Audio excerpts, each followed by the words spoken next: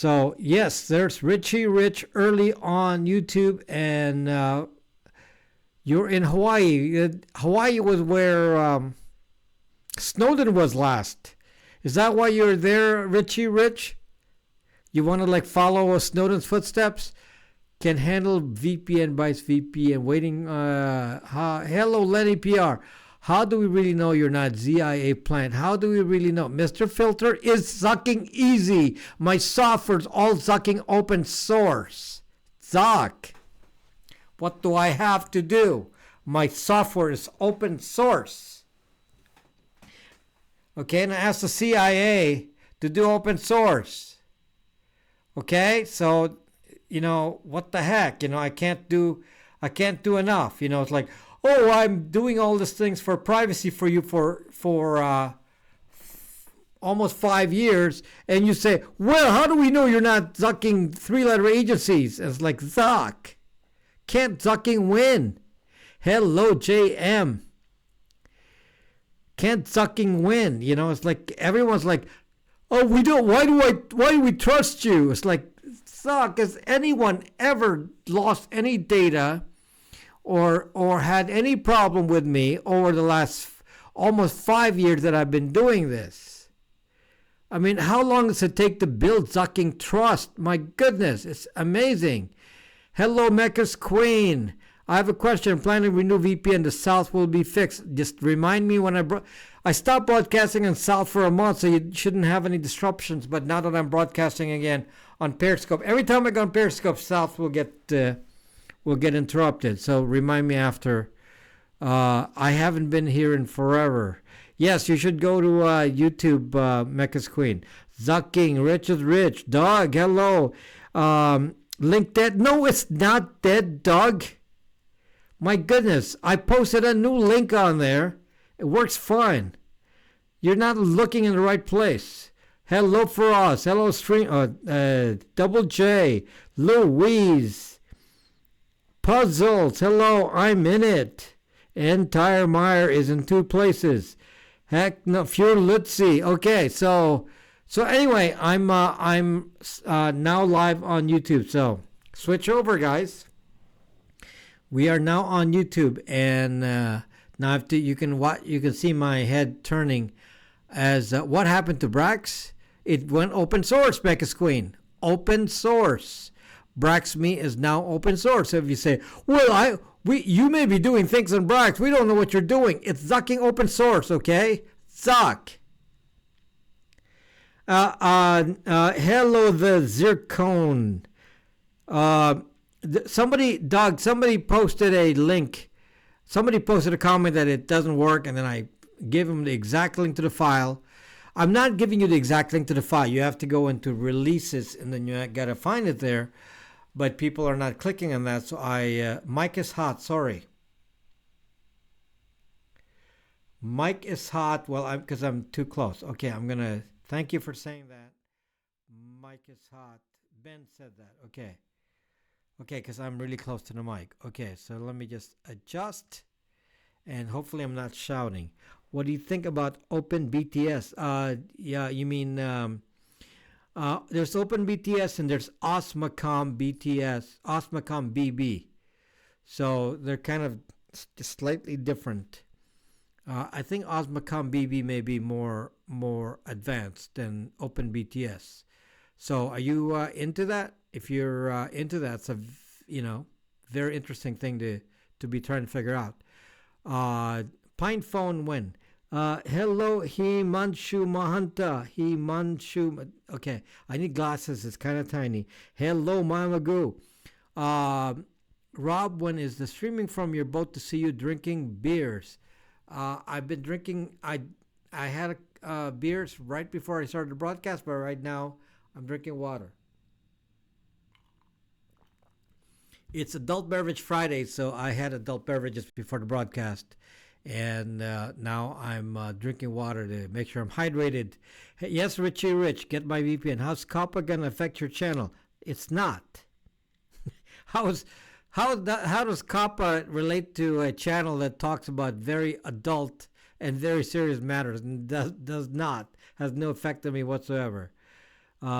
It was fine. Thank you, Jay. Okay, so I think the mic is not hot anymore, but the signal is kind of going down. Signal's not steady. Signal is not steady on 1080. Signal's not steady on 1080, but it's okay for anything below. But I can see it going down, and it's like I'm getting zucked again here. You need to blow up the text to read via teleprompter. Yeah, YouTube has very small text, unfortunately. Very small. So, and maybe I need a phone. Like, is there like an option to like increase the text? No. Yeah, that's something that YouTube needs to think about, is how to increase the size of the text when you're on a computer. Okay, why is it that when I was testing, and I haven't talked yet, the signal was perfect. Now when I'm actually broadcasting, then the signal starts to drop. Okay, so anyway, yes, the ZBI Apple, somebody made a comment about ZBI, Zucking BI and Apple, and the Zucking BI won. Apple decided that they're not going to put end-to-end encryption on the backup. So your backup can be given to the Zucking BI. So that's the decision they made. They're not going to put the Apple is not going to do end-to-end encryption on your backup.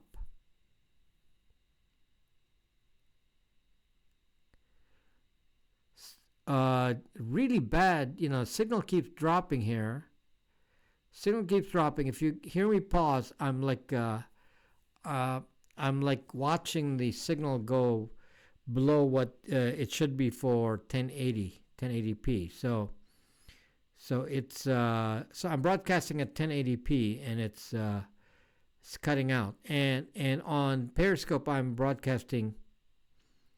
On Periscope I'm at 720p. Yes. Okay, see, it's dropping, and I know nobody's using the internet, so this is really weird. Does it only apply to iCloud or everything on your phone? This applies to iCloud. So Apple decided that they're not going to do end-to-end encryption. They were planning on doing it, and the Zucking BI said, no, we don't want that. We want you to allow us to decrypt a Zucking iPhone.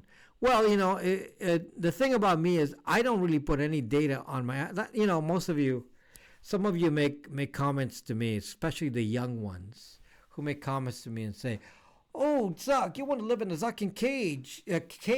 You don't want to like get into tech. It's like, you Zucking, idiots. Who knows more tech than I do? It's because I know tech that I say, Zuck, I'm not going to do that. I'm not going to put data on the phone. The phone is one of the worst places to keep my data. So I do not put anything on my phone. Everything that I put on, most of my stuff is on Brax.me. Because at least I control it. I know what's on there. I know how secure it is. I do not trust anything I put on the phone. So I try not to put anything on the phone.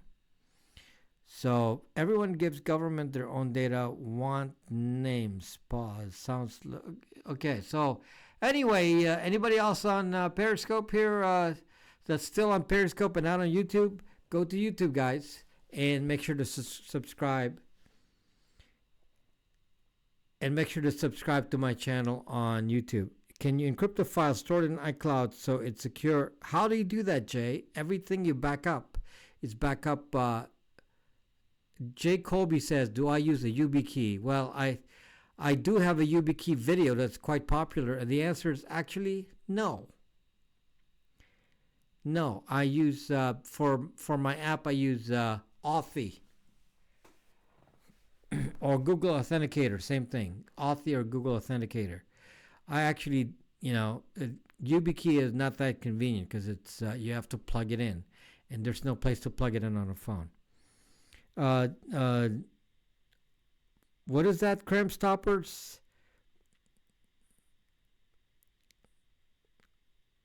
what's the 4F? Did not say they have a drop in.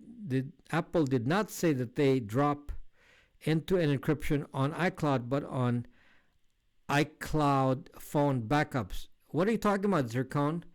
Where do they do end-to-end encryption? They don't do end-to-end encryption on anything. iMessage is not end-to-end encrypted. Sexy Italian Rose, welcome. My goodness, some of the old timers are coming back on Periscope here. Calc for your node to Mount Wilson. Mount Wilson's not good. How do you know I connect to Mount Wilson, Crime Stoppers? How do you know that? 72 times square root of miles 4F. You know, when you have to point to something that's so far away, my antenna has to be like super focused. I mean, it's practically within inches. If you move it like fractions of an inch. If I move my antenna like half an inch in either direction, no, more less, quarter of an inch, I lose the signal because it's so far away. Dr. Morbius, your patch antenna must be higher. Well, I can't control that, Crime Stoppers. How high can I go? It's as high as the terrain. So, my team is not being able to create Braxme. My account's using Tails. We get prompts saying too many fingerprints. Well, that's correct, right, Freedom. If you're doing multiple accounts on the same IP address, then it doesn't track IP address, but it will track any suspicious behavior, because that's what hackers do. It sets up multiple accounts with the same name. So if you do multiple accounts with the same, you can find it in source code, Cry Freedom, and it will stop after, I believe, 4 accounts or maybe less.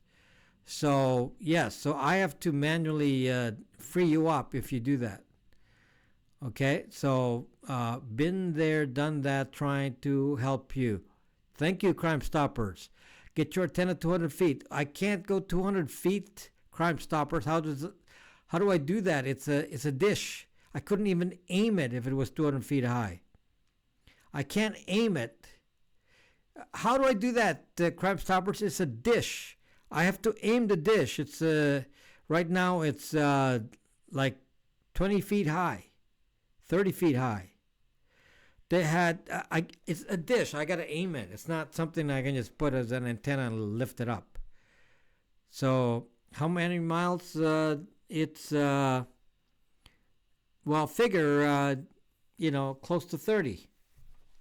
Close to 30 miles. Hello, Vincent. Patch and antenna? No, it's a dish. It's in a video. There's a dish on there.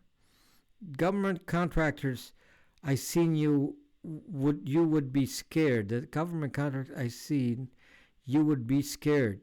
DBI. I can't remember now. I don't know what the specs is of the device. I can't remember, Crime Stoppers. A bigger dish. You can still the issue of Crime Stoppers is talking about one of my old videos. I have a video that connects my house to a faraway antenna using a mesh network, and it's so far away that the problem is reception. Not actually, I transmit at a good enough rate. It's the fact of the matter is the receiving is so far away that the transmitter is not sending a strong enough signal for me to receive it. So I may be sending a stronger signal than the device I'm talking to is able to react to send it back to me. iMessage still encrypted? No. Well, I suppose you could say it's encrypted by whom and decrypted by whom. iMessage is not encrypted in any kind of end-to-end way. iMessage is encrypted by Apple and they can decrypt it anytime they want. In fact, they do.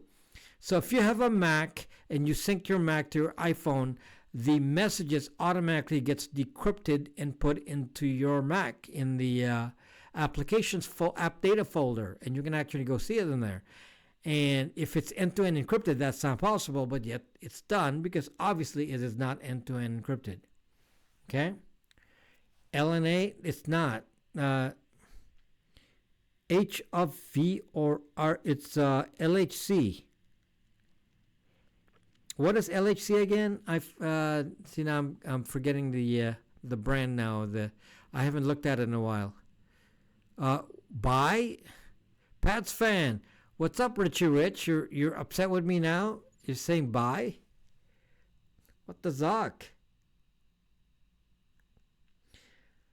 So anyway, let's talk about some of the news and some of the things that were in the videos and what I've been working on. What is a good way to create accounts using Tails? Do we ping you every time we want to free up the fingerprints? Why are you using a single computer? Cry freedom. That's really what I'm asking about. You're using a single computer to set up like many accounts? I mean, that's what a hacker would do. One of my test cases is that a hacking program, which I have, will create 50,000 accounts. So that's what I have to that's what I have to stop.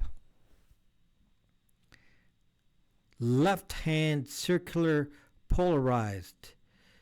Crime Stoppers, you should talk to me on Brax.me. So that's really important info. You're very, very well. You're very knowledgeable on the RF side. Left hand circular polarity. I don't know.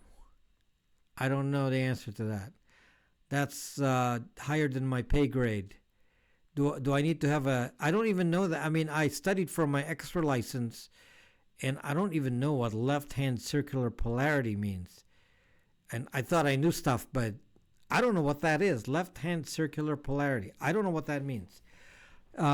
Maybe if all your subscribers got together and paid to send up our own private Brax Bytes VPN satellite. I don't have enough subscribers for that. Marco Street. Okay, so let's talk about. By the way, if you're watching on YouTube, on Periscope, it might be good for you to watch on YouTube instead, where all the traffic is. That's most of the discussion is actually happening on YouTube.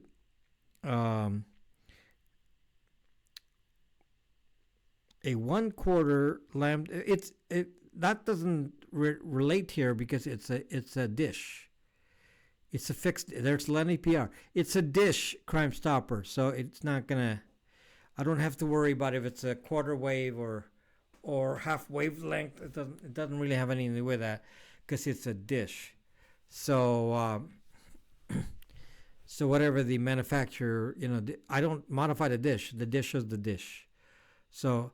And I actually use a different one. So I use I don't even remember the models I have, but I have one on my boat and I have one in my house, and then I have one that goes further away. So don't forget to hit the like button. Yes, please.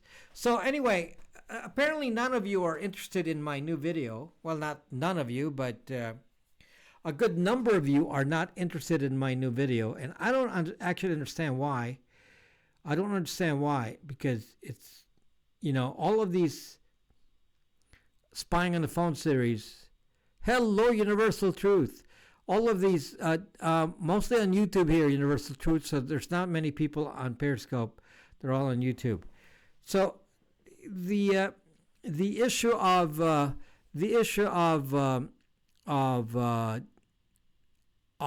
somebody spying on your phone is of such major impact on people, and people think I'm weird to be talking about the fact that you do have a security problem on your phone, and people don't care.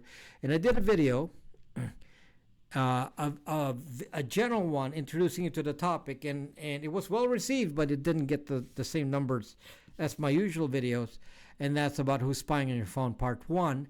And then I did part 2, and part 2 is about one aspect of it, because I'm going to dig in deep into each topic. only if you guys are interested.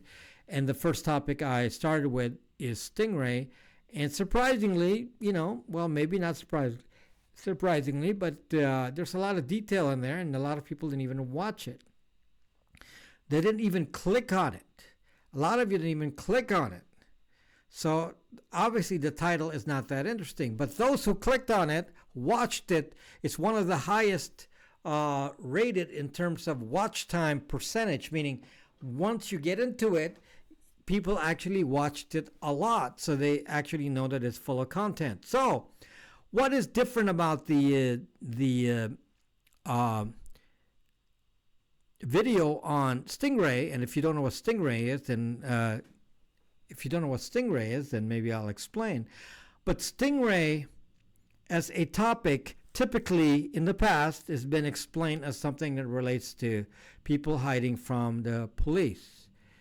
And as I explained in the video, you are mistaken if you think that Stingray is just used by people hiding from the police and the Zucking BI and the Zucking IA and the National Zucking Agency. No, because unfortunately the technology for doing Stingray is available to anyone who can run a transmitter. Like Crime Stoppers, what transmitter do you have? I have Blade RF. What do you have? Do you have any portable transmitter you can use for programming? Or you use only like ham radio stuff? So mine, do you have any SDR kind of radio? So I have, my SDR radio is a Blade RF, and I can simulate a Stingray. So Stingray is something that I can do. And another topic that I want to do later on is to show you, and there are other people on YouTube who have done this, but I can show you how you can spoof GPS. Now, why is that important? Because if somebody comes to my house and I don't want my location to be sent out, I can simply spoof GPS, so anyone that comes near my house will get a different location than my house. So then it can redirect them. So I'm able to do something like that. It's actually quite easy. And I have the equipment for it. It's quite easy to do. I just haven't made a video for it. But it just goes to show that if you're like a ham radio operator, I'm sure it paused there on the video. I'm a ham radio operator, and obviously, kind of like Crime Stoppers, we have some extra knowledge about radio frequency, and I use that knowledge to give you the information about how some of this works. So I know the reason I'm able to explain things like Stingray is because of my ham radio background. Masaid and Kyle, welcome on Periscope. So anyway, there's a little bit of a disruption here, and I haven't even talked about anything serious, and I'm already getting possible DDoS attacks here. Before I was transmitting, it was fine. And do they have some algorithm that says if I say certain words, then it starts doing DDoS on my signal? I don't know. No, Glenn, it's not laggy from you. I'm getting disruptions, and I know for a fact no one's using the internet here. I'm the only one using the internet. Hello, Kyle. I'm the only one using the internet, and yet I see it getting disrupted, and maybe they hear me say words like Stingray and Zucking IA and Zucking BI and National Zucking Agency, and you see the signal drop. Okay, so anyway, so Stingray is a very, protected kind of word. They don't want to talk about Stingray, and that's partly why YouTube was not sharing my video, because of the title has to do with Stingray. Maybe I should have just called it IMSI catcher rather than Stingray, and maybe it wouldn't be brought down, or keep people from seeing it. YouTube is keeping people from seeing it, I think, because of the title. Hello, Iron Fist. So anyway, if you don't understand what the Stingray thing is about, so Stingray is a device that it has been mostly used. Mostly, incredible because this is not the original intent. But Stingray is mostly used for tracking individuals in protests. So if you go to a protest anywhere around the world, from Germany to Hong Kong and the U.S., someone is likely going around with Stingray and recording all the phone IMSIs, the IMSI, the International Mobile Subscriber Identity of your phones, which they can go check and see who owns those phones.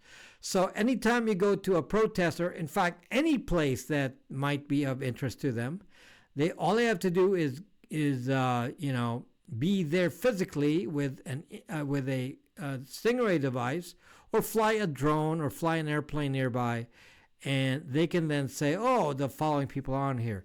Then they can actually, if you're a target. So the mass surveillance part is when they just go to the location and have a IMSI capture device, a Stingray, recording all of the phone IMSI identifiers. But the worst part is, of course, if they look at you as a target, then they can actually go and take over your phone. So those are the kind of interesting things that you can do. But the mass surveillance part of it is puts a risk to all of us, because that means we're all being tracked.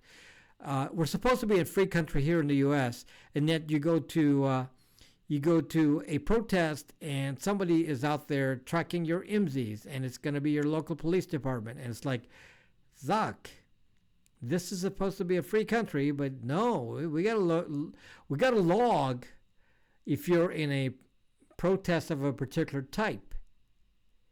And most of you say, well, we don't care about that. This guy's like, somebody made a comment on YouTube and said, oh, we don't, nobody's going to watch you, man. Nobody's going to watch you. Who cares about all the spying stuff? We don't really care. We're not going to go, nobody's going to watch you. Your channels are going to go fail because nobody's interested in the stuff. Well, in fact, that is true. Nobody cares about what I talk about.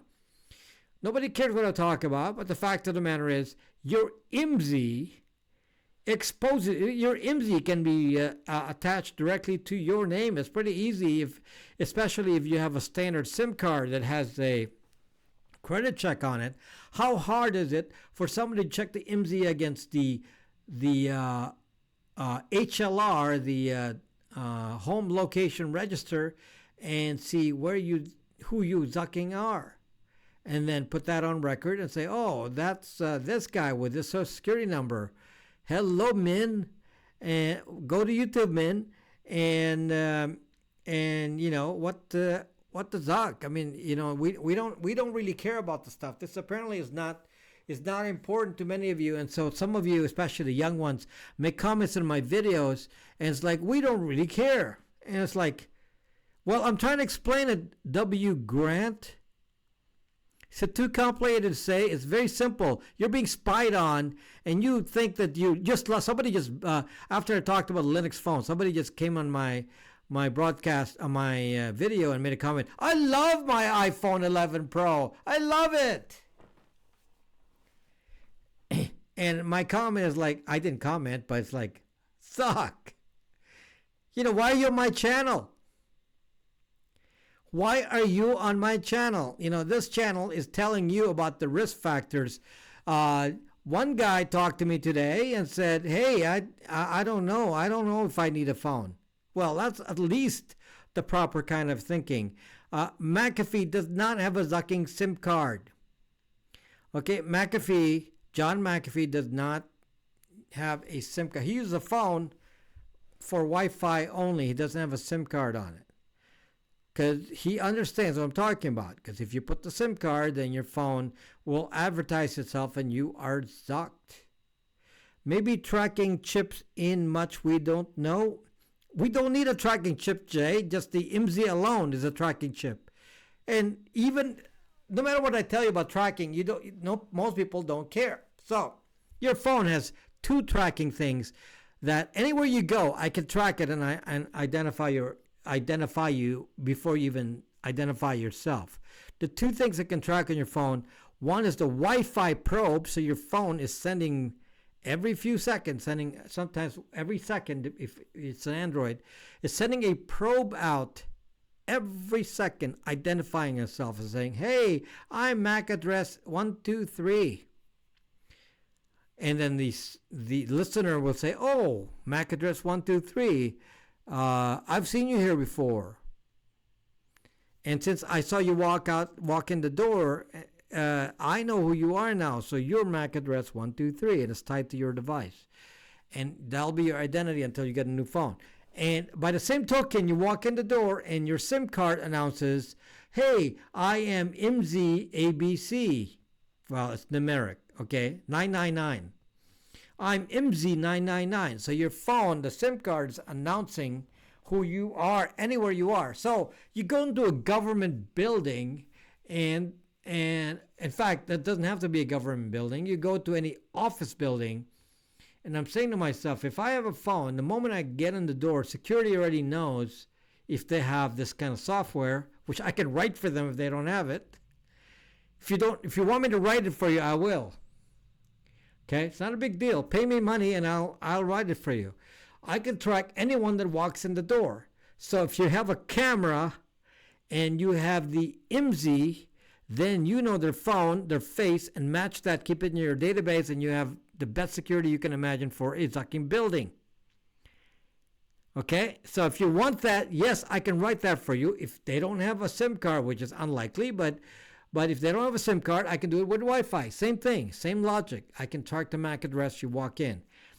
And most of you say, we don't want to be chipped, and you're already chipped, and most of you don't care. It's like, well, what is this chip thing? Nothing's going to change in my life. I don't need to care about any of this.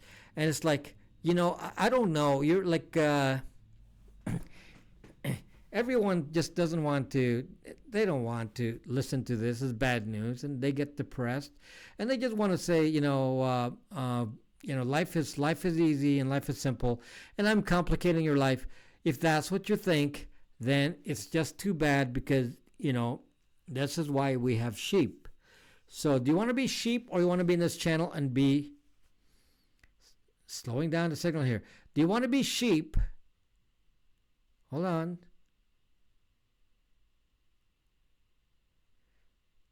I guess somebody doesn't like what I'm saying. Here we are again here. Getting interruptions.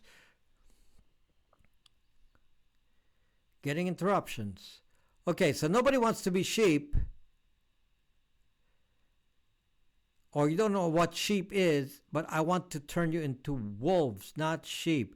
I want you to be aware of what's going on so you can protect yourself. I don't want them to have any data on you, because if you do not have any data that they're aware of, they don't have any power over you. I've had it prepaid for years and leave my Wi-Fi off. They probably still have my info. Of course they do, my gosh.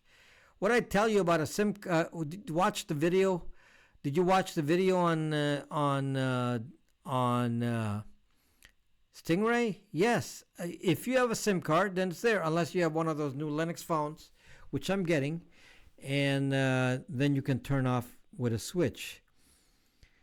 Okay, so I now monitor all Wi-Fi signals within 1/2 mile, 24/7, lots of cars driving by. I know dates, and SSID reveals names. Yeah, but you need to track the MAC address, Crime Stoppers. So if you have like Cali, you can do it manually, but I'd like to do it in a more automated way. So I'm going to write another version of it so I can track it in a database and say, I've seen these numbers before. So when I have the time, I'm going to do that. The problem is it requires a compatible Wi-Fi, which I have to find out which one is compatible. I may have to get a specific model, because the ones I have don't do monitor mode. They can do promiscuous mode, but they can't do monitor mode, which is what you need to track this thing that I'm talking about. It is not illegal to not be on Facebook or own a smart. Well, it's illegal to most people apparently. Is Intel 10 CPU safe or do go to AMD chip?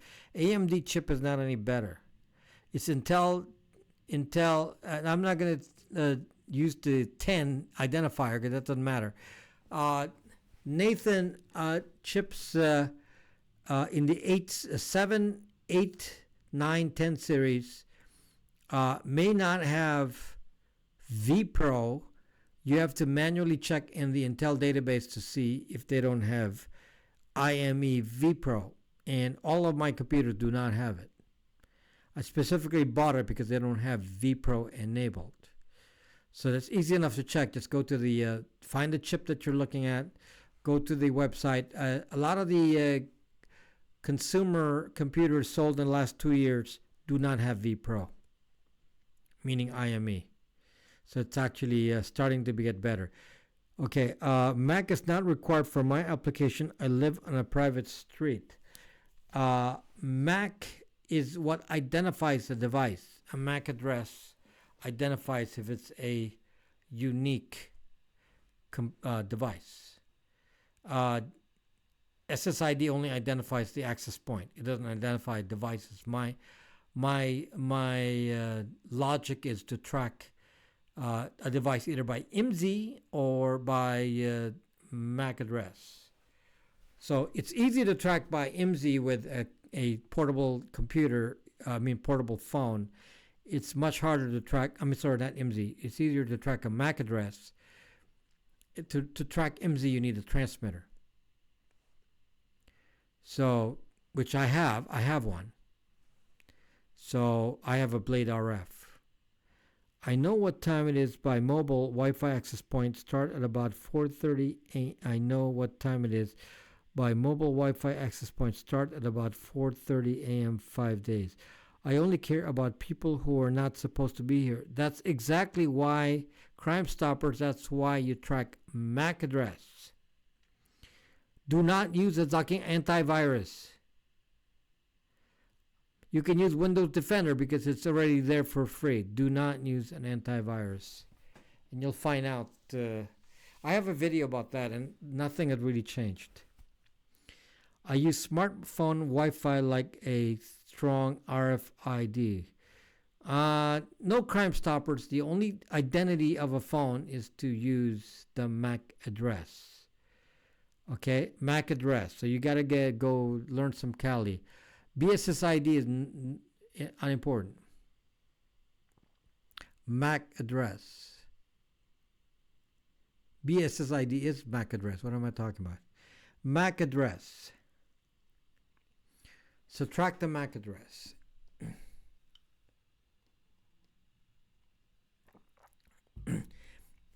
BSSID is on the access point though, so that's the MAC address of the access point. So if you spoof the Mac, you can't spoof the Mac. You can spoof a Mac. It's kind of hard though. It's not something you will do consistently, so you will be spotted. Presence of a signal is all I need to know. Yeah, but you don't know the presence of a signal because you have to capture the probe. I believe it's probe number 7. I got to check my notes. I think probe 7 is what you're looking for.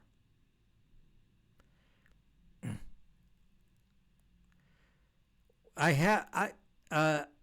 have adult beverages, big Greek god. That's why I'm switching to water now, so I can conduct this broadcast with some sense. Tweet this, babe. Hello, my friend. Okay, so there should be radio silence alert. Yeah, but if you're not tracking, you're tracking just silence. You're not tracking, the hello, tweet this, babe. You're not tracking the probe. Yeah, so a access point has probe. Forget the number. It's one of the first numbers. Probe 1, 2, one of the early ones. But the client probe is what you're looking for, because the SSI, the probe for access points is constant, but the probe for a client station, meaning a phone, is not always there. I'm doing great. How are you, Tweetus Babe? Good to see you again. Why don't you show up on YouTube here? YouTube is better. Have you tried a 5G device? I don't have a 5G device. I don't have a 5G capable device.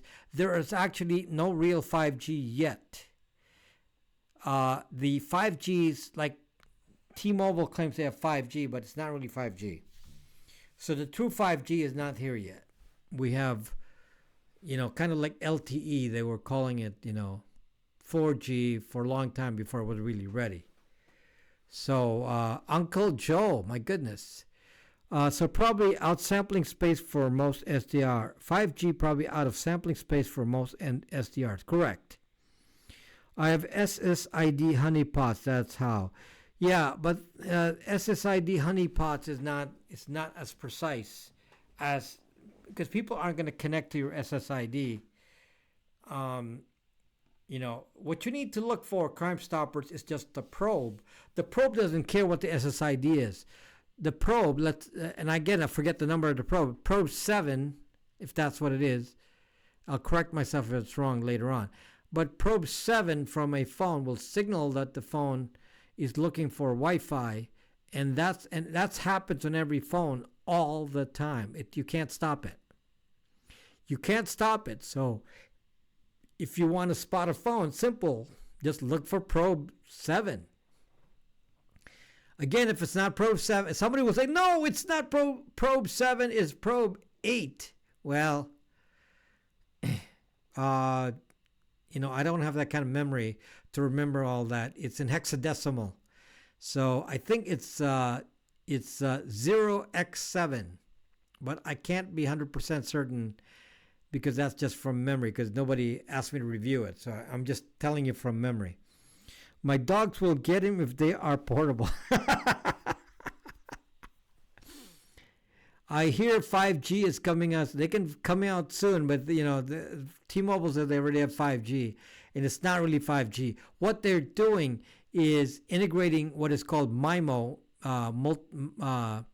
multiple input, multiple output antennas, which means they have a lot of antennas. So instead of just a single antenna of a cell carrier, of a typical cell station, they might have 128 antennas, and that allows this directionality, which actually allows the signal to increase, and that may allow them to get more bandwidth. So that's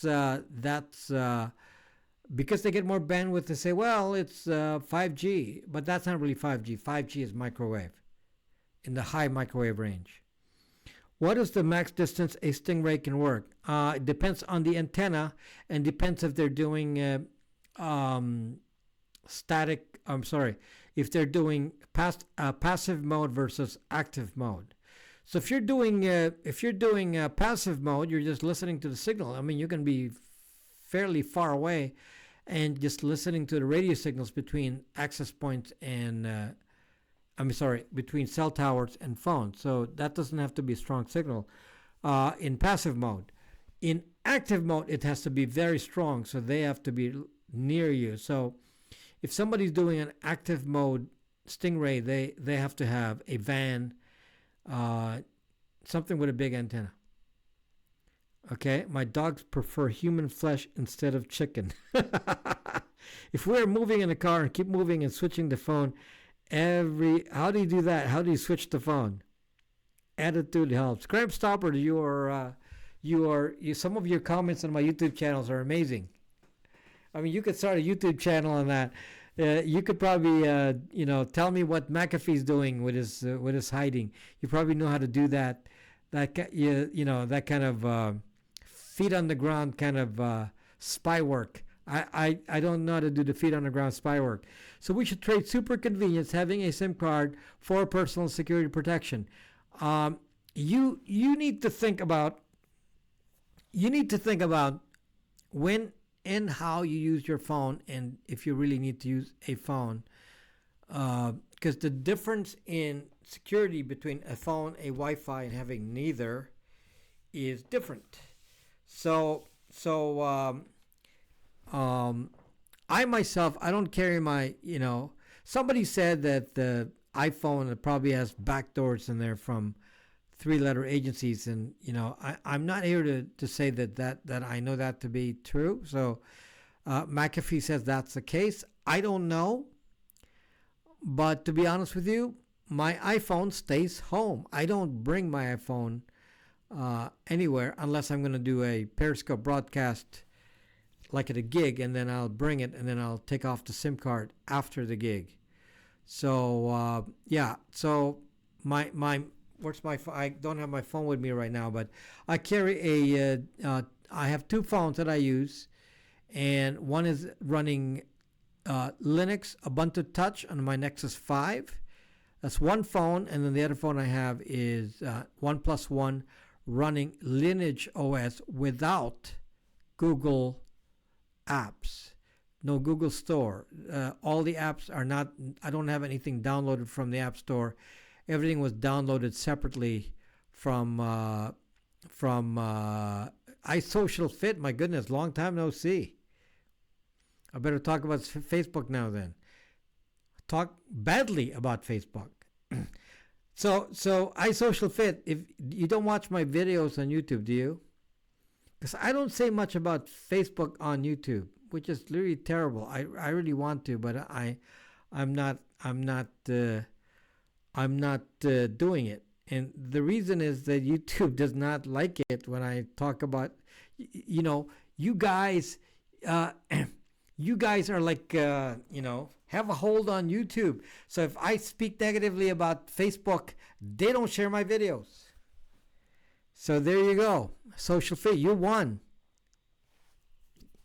Zuck won. Keeps me from, improving my channel. Because if I talk about Facebook, nobody shares it. So I can't talk about Facebook. I can talk about Google. I can't talk about Facebook. Crazy. Did I feel the earthquake earlier? No, I did not feel anything, but maybe I was having too many drinks. Active Stingray can inject malware. That is correct, Zircon. Is it possible to inject malware through the Stingray? Yes, Stingray can control your device. Stingray can send silent text messages, which many of you have already heard of SimJacker attack, where you can actually control the phone. I can control iSocialFit's phone if I know the SimJacker commands using something called silent text, silent SMS. So then you basically have remote control of the phone. For example, if I wanted, because iSocialFit there is having his weekly meeting with Zuck, so he's at the Zuck meeting, and I can turn on his phone if I had Stingray, and I knew what his phone was. His phone IMSI, I can turn on the phone, and while he's at the meeting, the phone will turn on, and then I can hear what's going on. That's kind of an example. A black phone is zucked up. That's an example of bad tech. Okay? A black phone is nothing more than a zucking VPN on a phone. Wow. They put a VPN on a black phone. They said, this is a secure phone. It's just a VPN. So you're only secure up to the black phone server. Okay, did I pause there? So you're only secure up to the black phone server. Is it useful to put your phone in a Faraday cage? Yes, it is, but mostly it's more important to have either a hardware switch or just take the SIM card off. What is the most economical way to get started in WinLink? You can do WinLink with a test. The WinLink doesn't require anything to test it. You can test it on the internet. I have WinLink. You can test it on the internet, and then later on you can use software to control it through HF radio, for example. I have also a APRS device that can talk to it on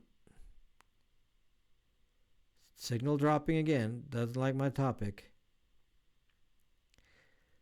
Signal dropping. Stingray can send USSD messages silent or not. What is a USSD? Don't know what that is. You're introducing a little term here. I don't know what USSD is. Maybe that's I arrived late. I was working on a college assignment. Hello, Vincent. Not yet. I haven't talked about that yet, Vincent. Hush. SMS AP. Okay, so anyway, you really have to think about OPSEC, operational security, when you say I'm going to have a phone at all times, because the phone is a chip. So you're basically saying you're okay with being chipped. USSD is unstructured text. I don't know what that means. I'm not sure what that means as far as how it, relates to a command on what's the name of the browser on a phone that reacts to silent text messages. So yes, you can send any kind of traffic on there, but you have to prefix it with a command to the browser. It's like uploading a file. You can do that. If you're saying that unstructured text can be sent to a phone for malware, the answer is yes, that is correct. You can do that. I ordered a PineBook and PinePhone, but I found out that Tor and Tails do not have ARM64 support. Do you know any workarounds or tips to make my connections more secure on these devices? Yes, Walter, yes.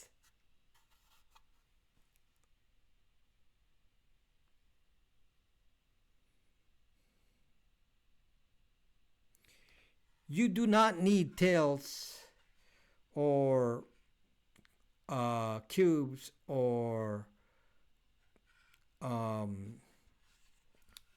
what's the other one?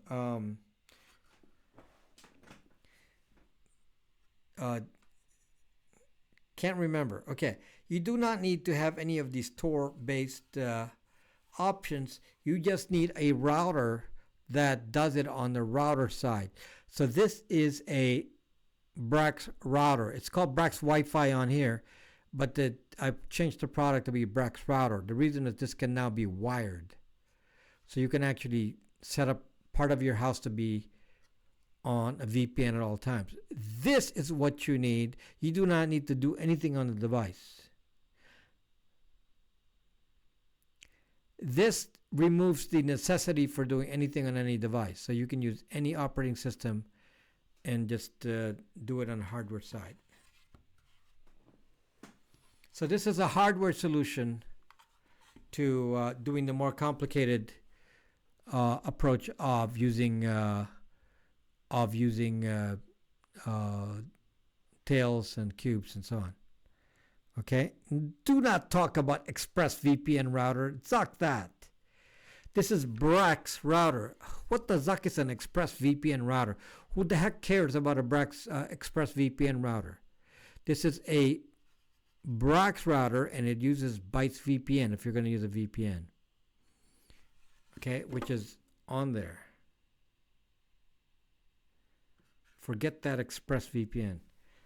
I have paid service through ExpressVPN. They have custom router firmware for a few existing routers. Yes, they charge a lot of money. The flashrouters.com charges a lot of money for those routers. That's why I've managed to do it on this, which is a gigabit router, wired or Wi-Fi. Gigabit for a fraction of the price. It's about a third of the price of buying from flash routers. Okay, so same thing, but plus the fact that my VPN has ad blocking using Pi-holes. It had Pi-holes built in already, and there are very few people in each server. Mine is Vince Router 2.0. I use $10 a month. What is $10 a month? What is $10 a month? You're paying for a subscription?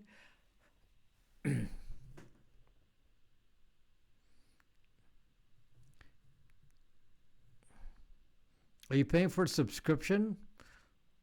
I'm cheap. I buy from eBay. Well, this is cheaper. because this is a one-shot device. This has gotten more sophisticated now because now that I do wired. So, and the other thing that is going to be an option, I can use this with the software that I built. Can be used. The software that I made can be used on a PinePhone, and you know what that means? It means that we can use LTE VPN router portable using a phone. Now, iSocialFit was asking me about this before. Now, this is going to be simple with an inexpensive device. So this is and you can do it on a Raspberry Pi, but it requires so many parts. The PinePhone is going to be cheap for doing this. So a PinePhone VPN router is now possible. When I get my PinePhone, I can make a build that will do a VPN router on LTE. So that's going to be really, really cool. So Vincent, mine is cheaper than all of these options you're talking about. So maybe you should, since if you're a student, then you're wasting money. How could you run a security audit on your network? Anything to look for in particular? I have a software that's open source. It's called Catch MITM. It runs on Linux, and it actually searches the network for any bad guys. So, and I'm improving that, but it's a start. It's already there.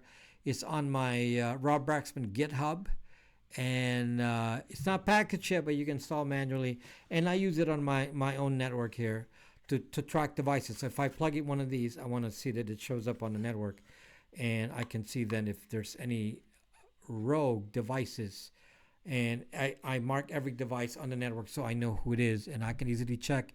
For example, just to give you something that's interesting.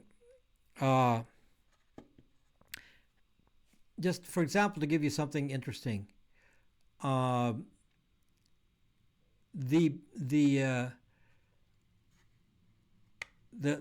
software that I made, which runs on Linux, I turn it on, and I'm able to actually sense if there's a new device that just showed up on the network, and then I can highlight which device it is, and then I can jam it.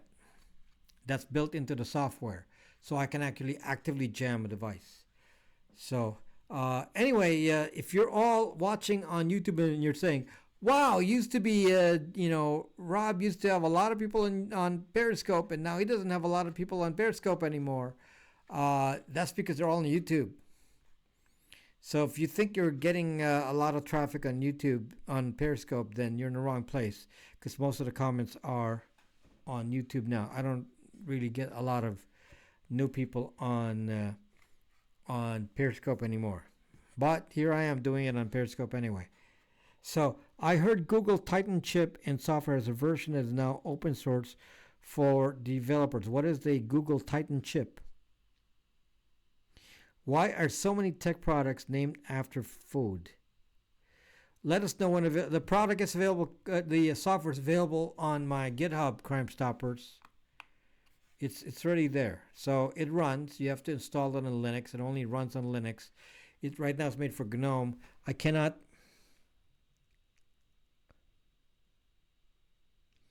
I am not able to, I have to convert it to Qt to run on Ubuntu Touch. So I tried to install it on Ubuntu Touch, but Ubuntu Touch has difficulty running a GNOME app.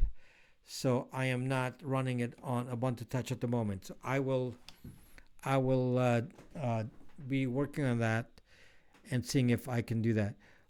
If I've subscribed to your VPN service and a 3-letter agency comes to you wanting information on me, are you going to cooperate with them?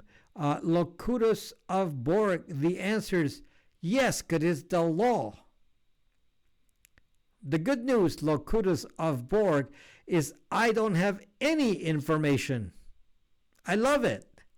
Yes, I will cooperate and say, hey, there it is. There's the server. What do you need? Go get it, whatever you want. The server has nothing. Nothing. Nothing. You can hack the server all you want. There is nothing on it. Post-market OS. I'm going to be trying that soon on my PinePhone, and in fact, I'm going to probably make my router work first using post-market OS. So that's probably be my first OS to use on the PinePhone to do my router. Okay, so I like your attitude. What is the attitude? You just had a 5-second gap on your stream. I know. I'm being like slowed down here. It's like constant. Okay, so anyway, yes, if you subscribe to my VPN and you're worried that I will follow the law because it's called the Patriot Act, and if I don't want to go to jail, if somebody says to me, I need information about X, I have to give them the information because it's the law. The answer is, you can go, you want to dial into the server, I'll give you a temporary SSH, go look into it. You will love it. You will love it. There's just nothing on it. Nothing. Absolutely nothing. Nothing. So, yeah. If the server dies and I have to, redo a server, nothing. It doesn't make any difference. So I have tested post-market OS on my Nexus 5.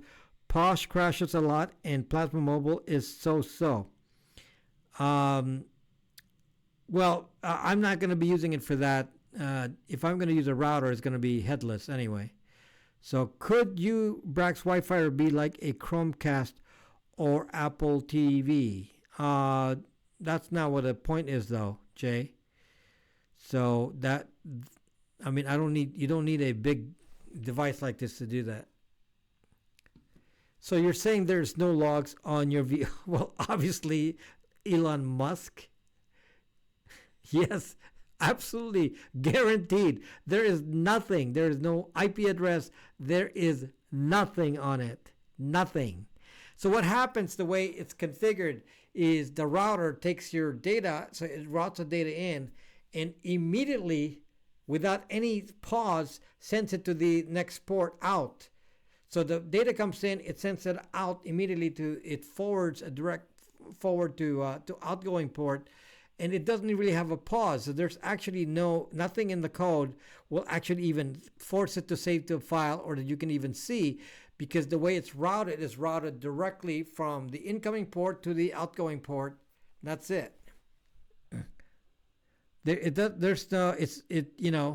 It's in memory at so brief of a moment that let's say that you're sending a megabyte of data. So the megabyte of data will be in memory for that millisecond, and then it transmits it to the other port, and that's it. It's gone. There is nothing.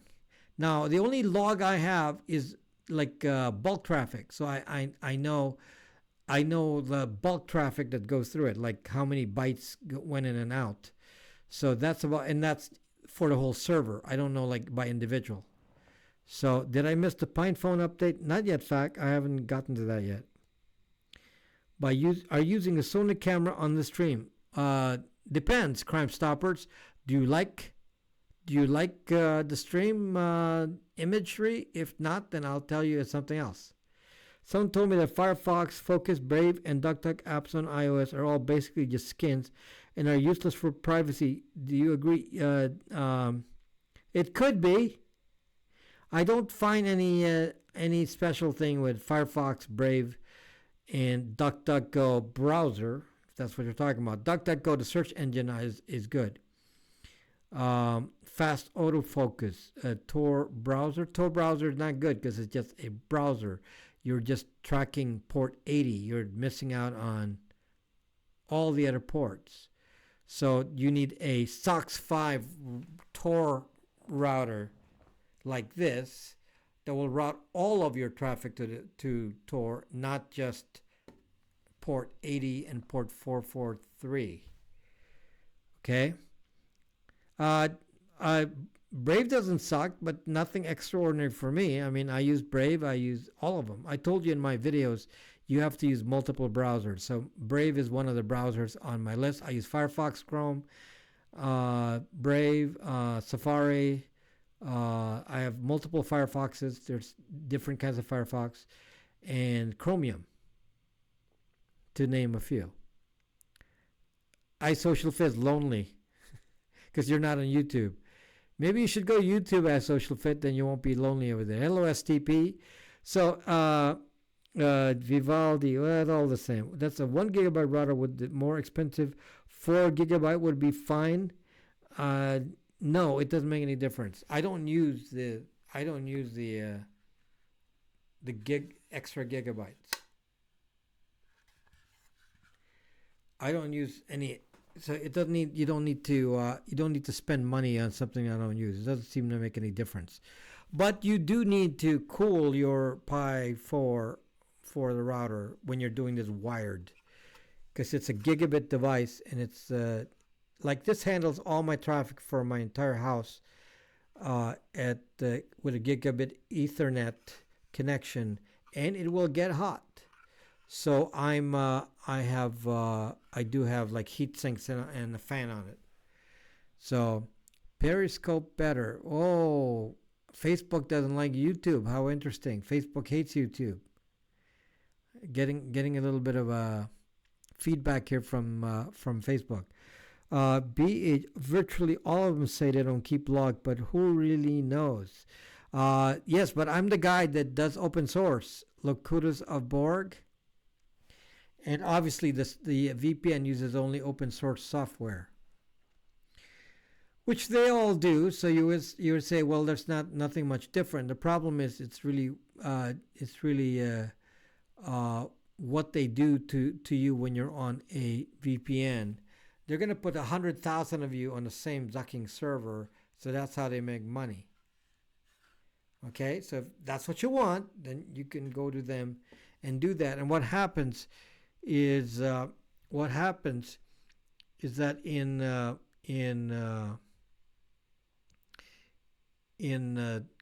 Google and Amazon and YouTube and so on, they have the IP addresses of all the servers for PIA, NordVPN, and all that, because it's so easy to get. All they have to do is find out, that there are 10,000 of you with the same IP address.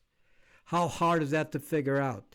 So those big VPNs are so tracked. That's why they get extra captcha codes, because they know what those are, because of the number of people with the same IP address is way above, let's say an office.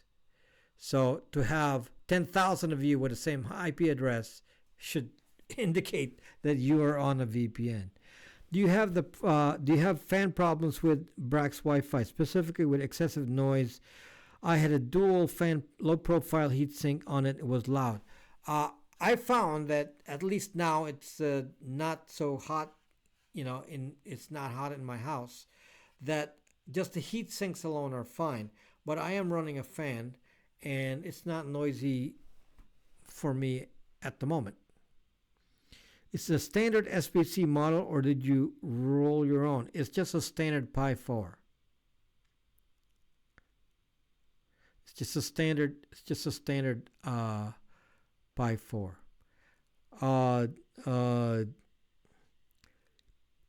This could run because this runs as a wired router. You can actually add any Wi-Fi's that you want. So in my case, I actually added my own external Wi-Fi's to this rather than using the Wi-Fi on this, which doesn't have an antenna, so it's not as big. So I just used this wired, and I just got some cheapo Wi-Fi's with the AC, because Raspberry Pis do not support AC mode. So I got some like a $50 Wi-Fi with AC, and it's pretty fast, and that's it. That's all I had to do. So this one will last you forever, because it's gigabit router, and you just plug it in, and it gives you VPN access to anything that's plugged into this network. I would trust you and your VPN service over any other service. Thank you, Locutus of Borg. You should, because I have history behind me. I've been doing this, been broadcasting for close to 5 years. Okay, we'll see what happens here in a sec.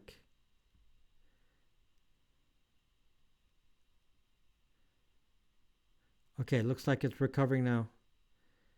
Hold on. Recovering on YouTube here.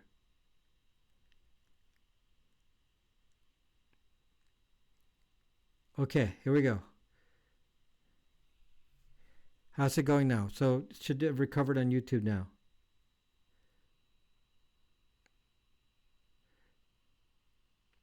Yeah, I actually didn't realize it's running on Periscope. It's running on my preview here. Then I just saw that on YouTube. It actually did stop. Okay, so I didn't even notice. So the signal went down to 0, the internet, and then it recovered. But apparently YouTube didn't like that disruption and then just stopped it. And then so I had to restart. I didn't see it. I didn't see. So it's back. Yeah. So by the way, if you don't like my broadcast, don't hit the like button. So yes, I'm back. So anyway, if you, I noticed there's only a few of you that hit the like button on the broadcast. Wow, I'm really getting some bad disruptions here on my internet. Really bad. And no one else is using the internet.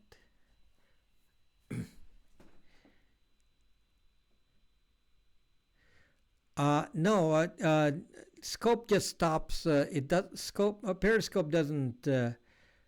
If there's a disruption, Periscope just hangs and it'll restart again. I've noticed a weird Wi-Fi is available on my iPad when certain apps freeze or just quit working. No audio. Why would I not have audio? Of course, there's audio.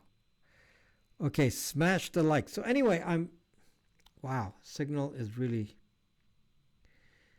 No, this is Zucking Spectrum. This is Spectrum for you.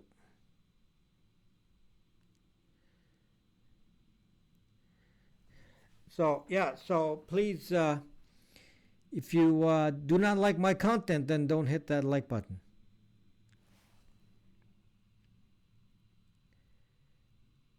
If this is a, if I'm talking nonsense here and I'm wasting your time, do not hit that like button. Anyway, back to the signal's kind of, it's like kind of like jamming, somebody just it drops to 0. It's okay right now. It's okay right now. The signal's okay right this moment. Okay, so good. Ryan didn't like me because it disrupted the broadcast.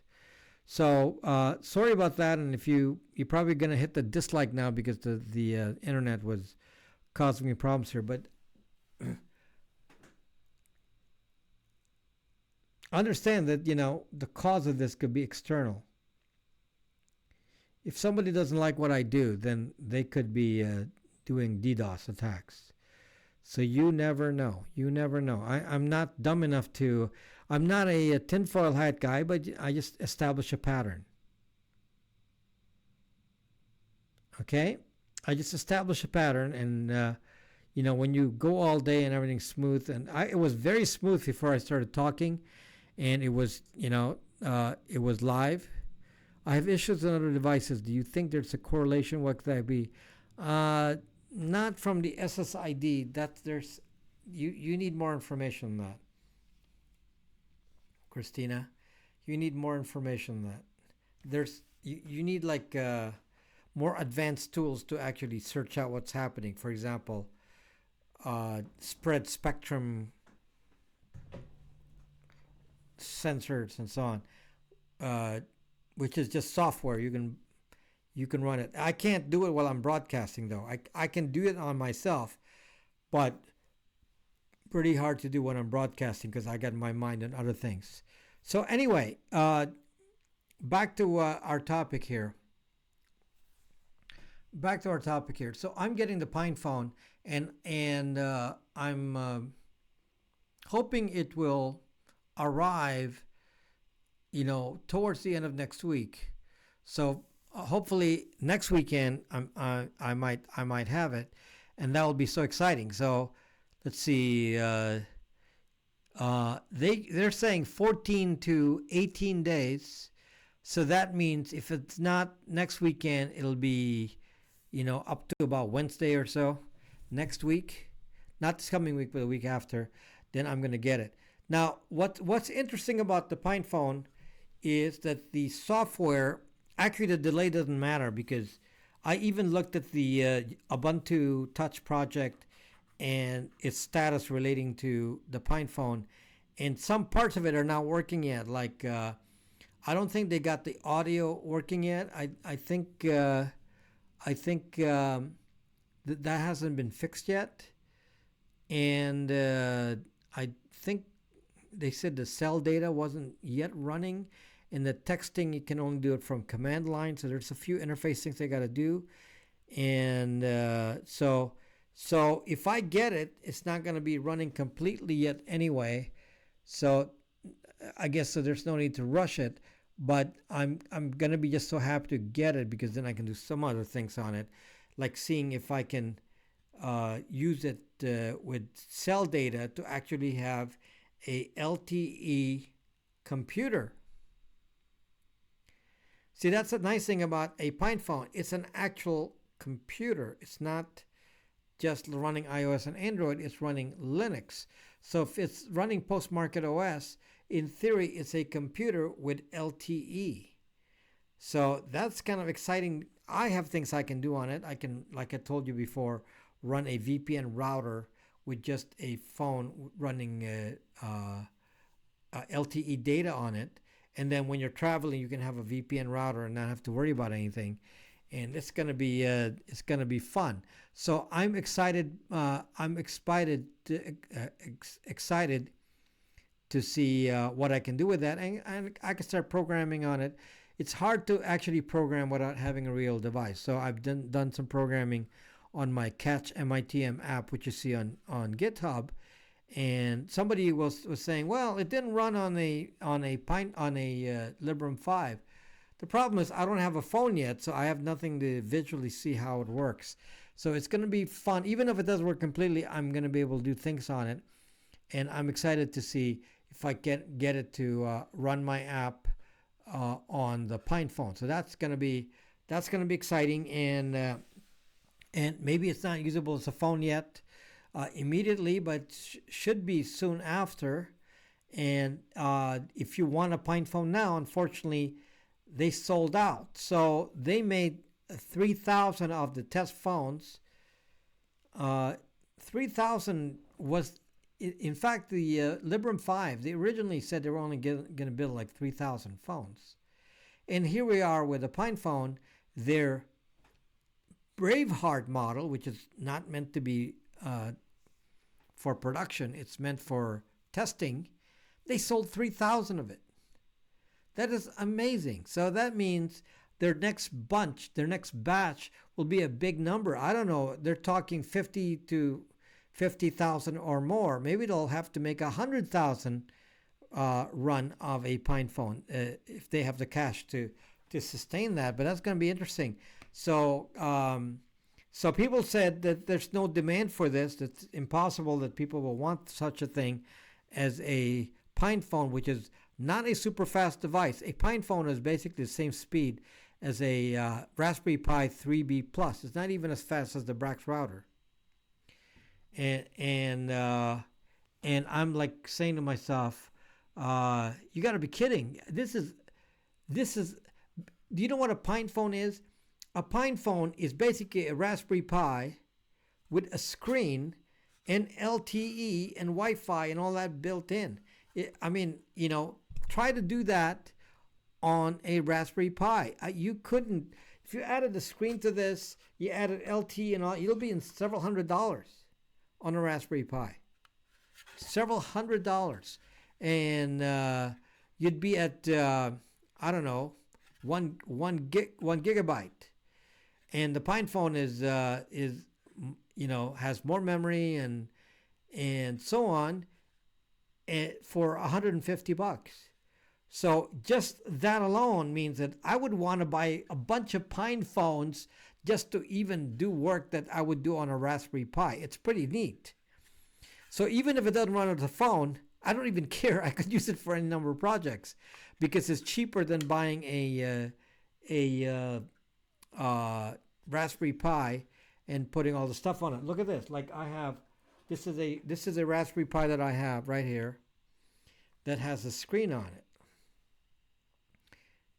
And, it doesn't have a keyboard, doesn't have any of that. So it's actually not even a complete thing. And here's another one with a screen. And these are very low resolution. On a PinePhone, you got, high definition screen, touch, plus it has LTE on it. I mean, it's super. So as a computer, I don't even care if it runs to the phone. It's going to be useful. So they should make 100,000 of them. They should make 100,000 of them. So you don't need a Brax phone, Jay, because the PinePhone is it.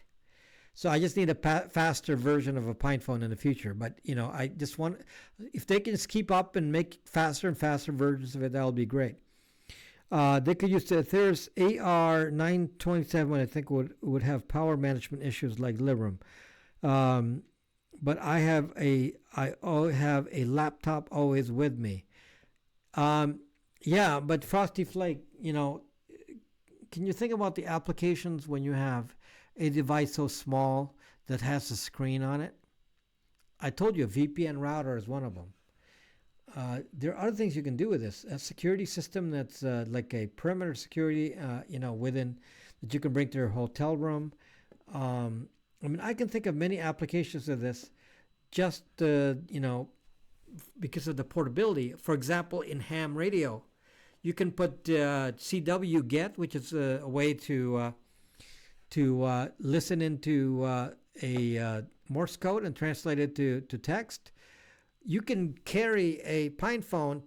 Don't even use the phone parts of it, and install CW get, which is a Linux app, and it has a microphone, and then you put it next to your HF radio, and it's battery operated. The battery is built into the PinePhone, which means if there's an emergency, you can put it in your pocket and have it translate Morse code or CW on a PinePhone. And again, just even for a ham radio operator, it has so much value. There's so many things you can do with this, and because of the form factor. I tried to put CW get to do Morse code translation on a Raspberry Pi, and I had to put a screen on it like this.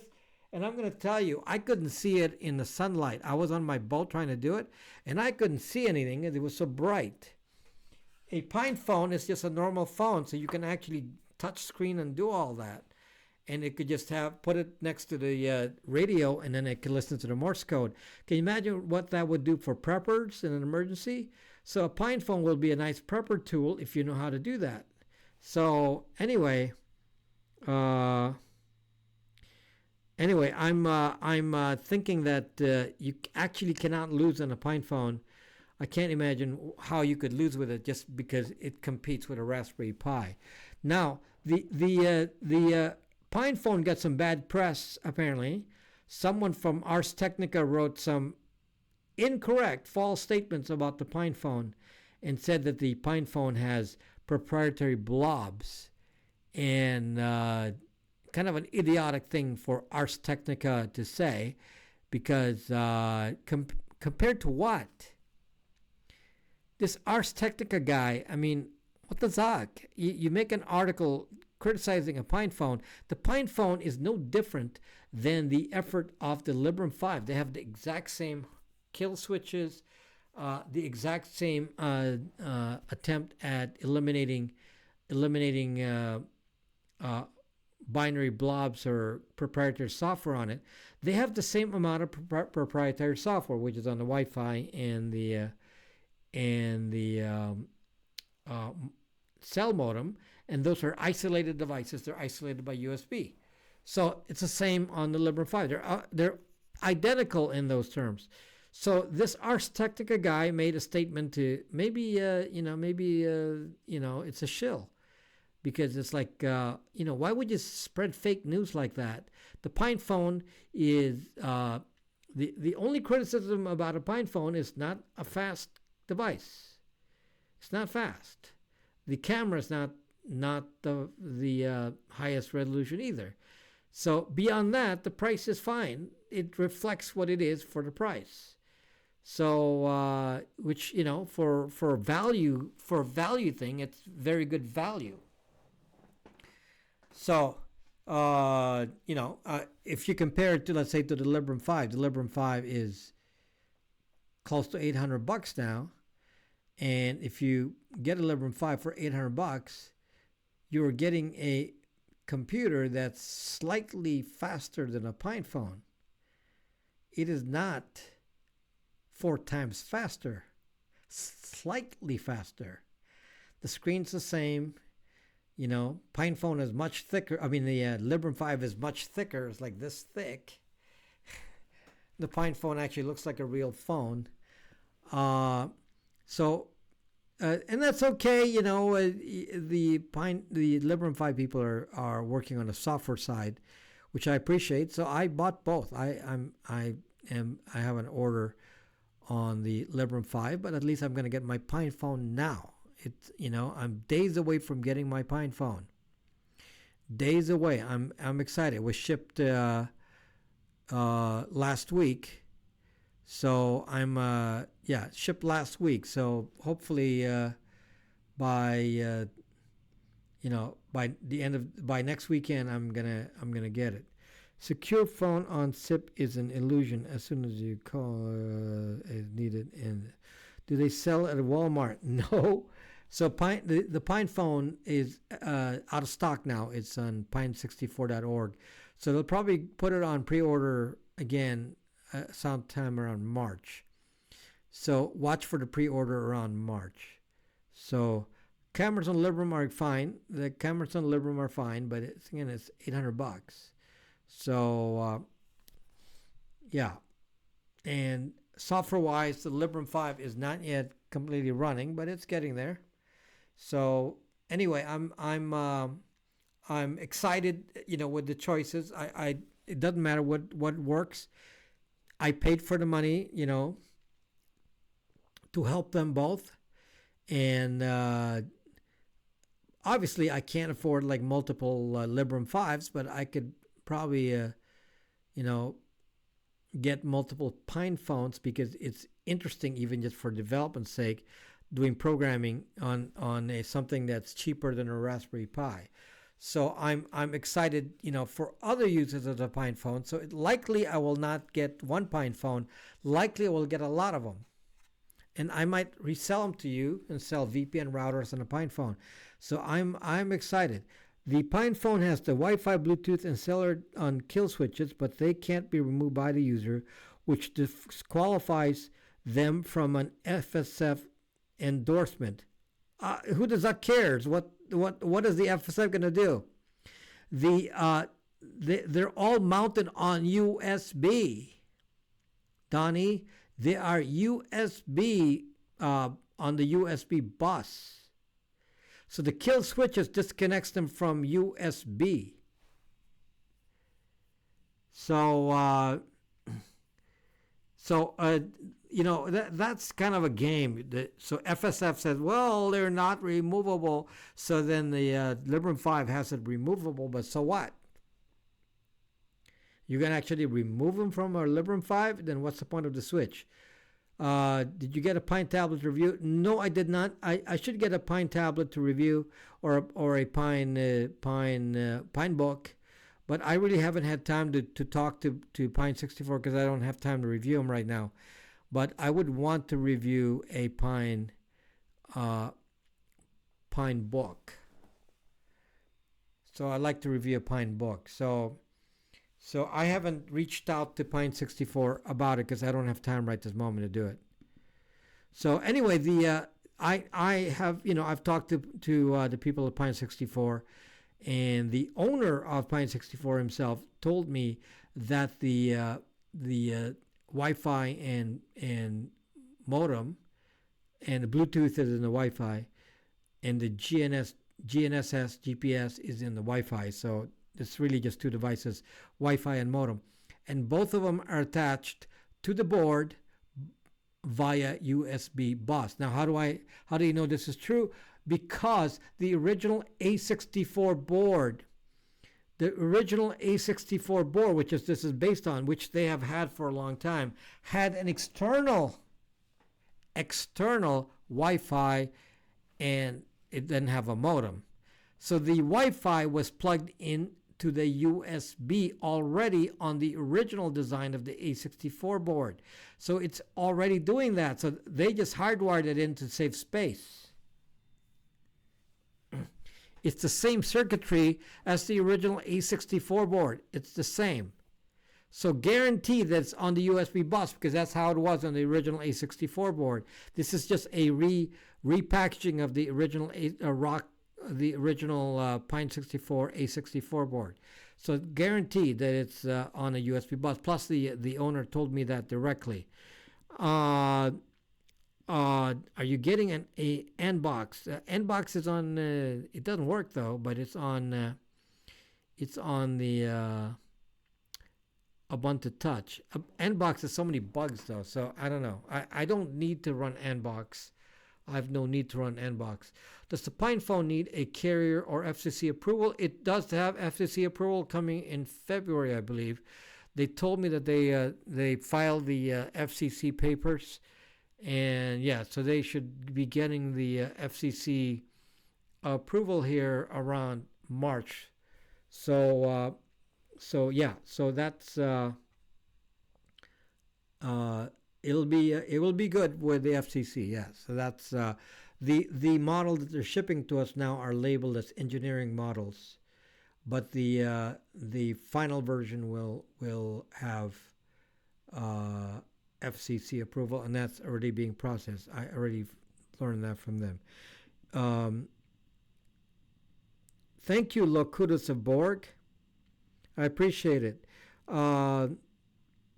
If they applied, I heard they applied last year. Yes, they did. They already applied on the Pine Book, I believe, and it takes 60 days or something, and they already applied for it like November for the Pine Book. So they're good. Does the PinePhone need a care of? So anyway, the PinePhone should work in the U.S. should work with AT&T and T-Mobile. I don't really suggest any kind of use of any CDMA carrier anyway, because I'm not. If you watch my Stingray video, you cannot remove the SIM card on CDMA. So I don't even want those. I'd rather that you guys stick to the GSM carriers, which are AT&T and T-Mobile. I don't like AT&T, so that leaves you T-Mobile. So I'm using T-Mobile right now.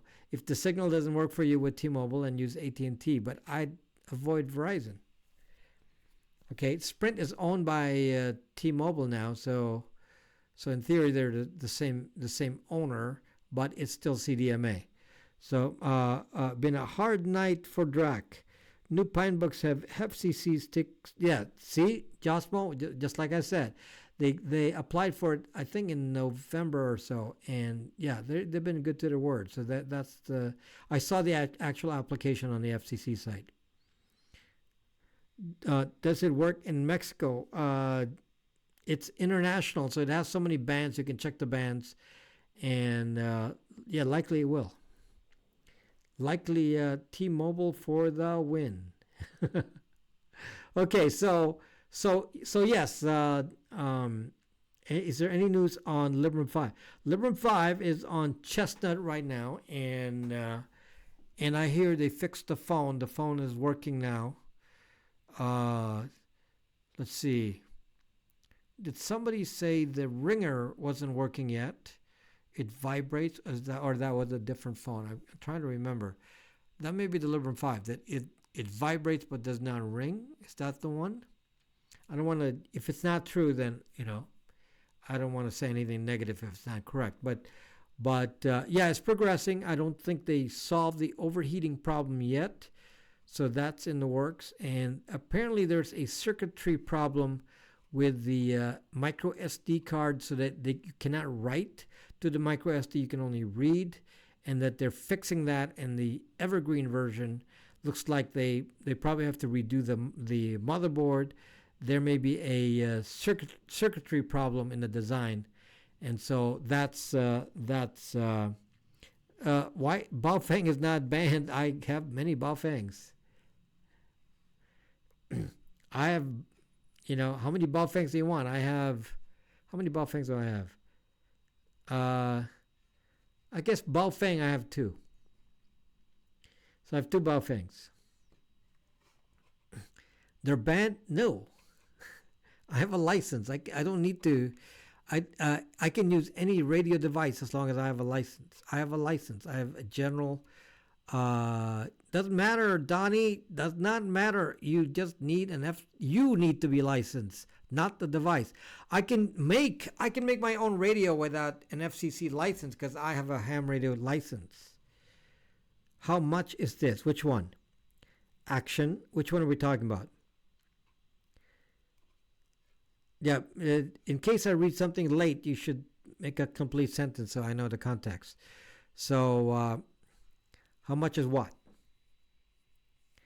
A PinePhone is $150. By the time they're regretting the Librem to run for 5 minutes, the hardware will be obsolete. I'm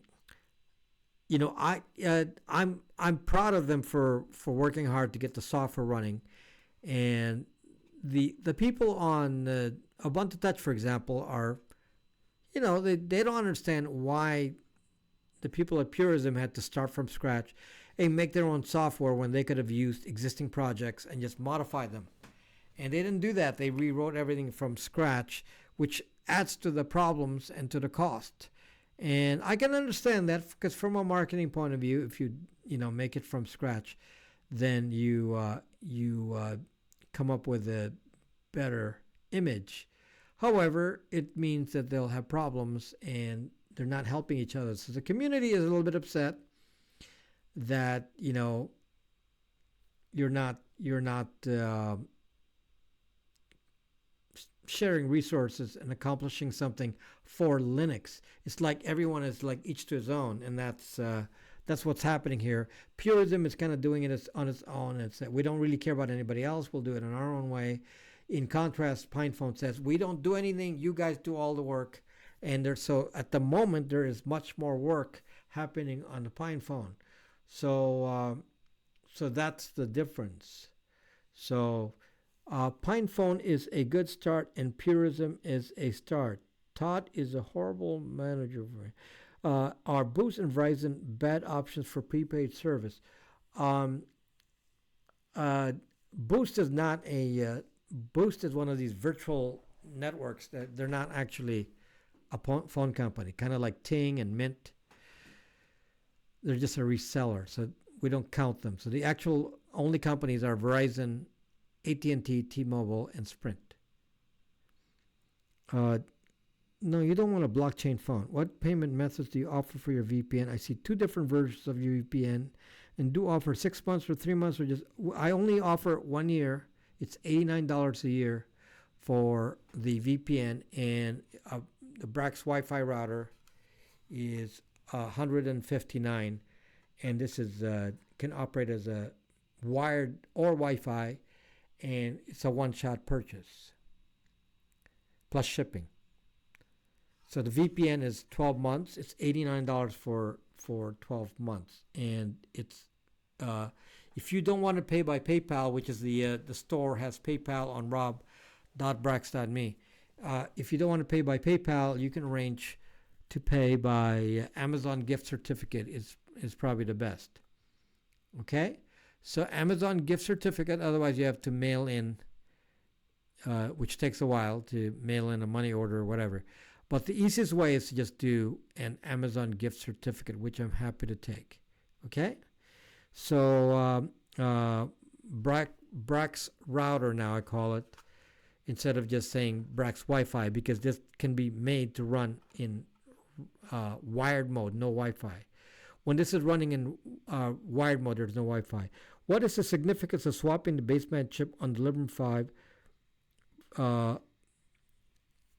perma burn phone? What is the significance of swapping?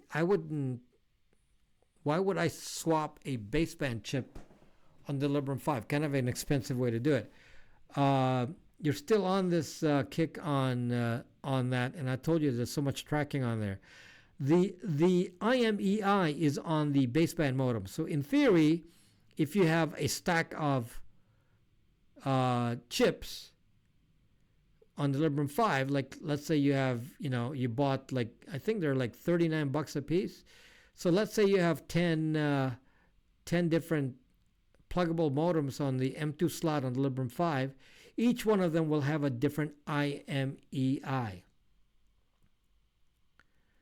Okay, so yes, you can change IMEIs all day. Now, is that significant? As it turns out, the IMEI is not actually, it's just used for verification if it's a stolen phone. And it's used to tell what device you have. By itself, it's not, it's not on a master database. So apparently there's no master database of IMEIs. And I can understand, they make 2 billion phones a year, so the database would have to be, I don't know,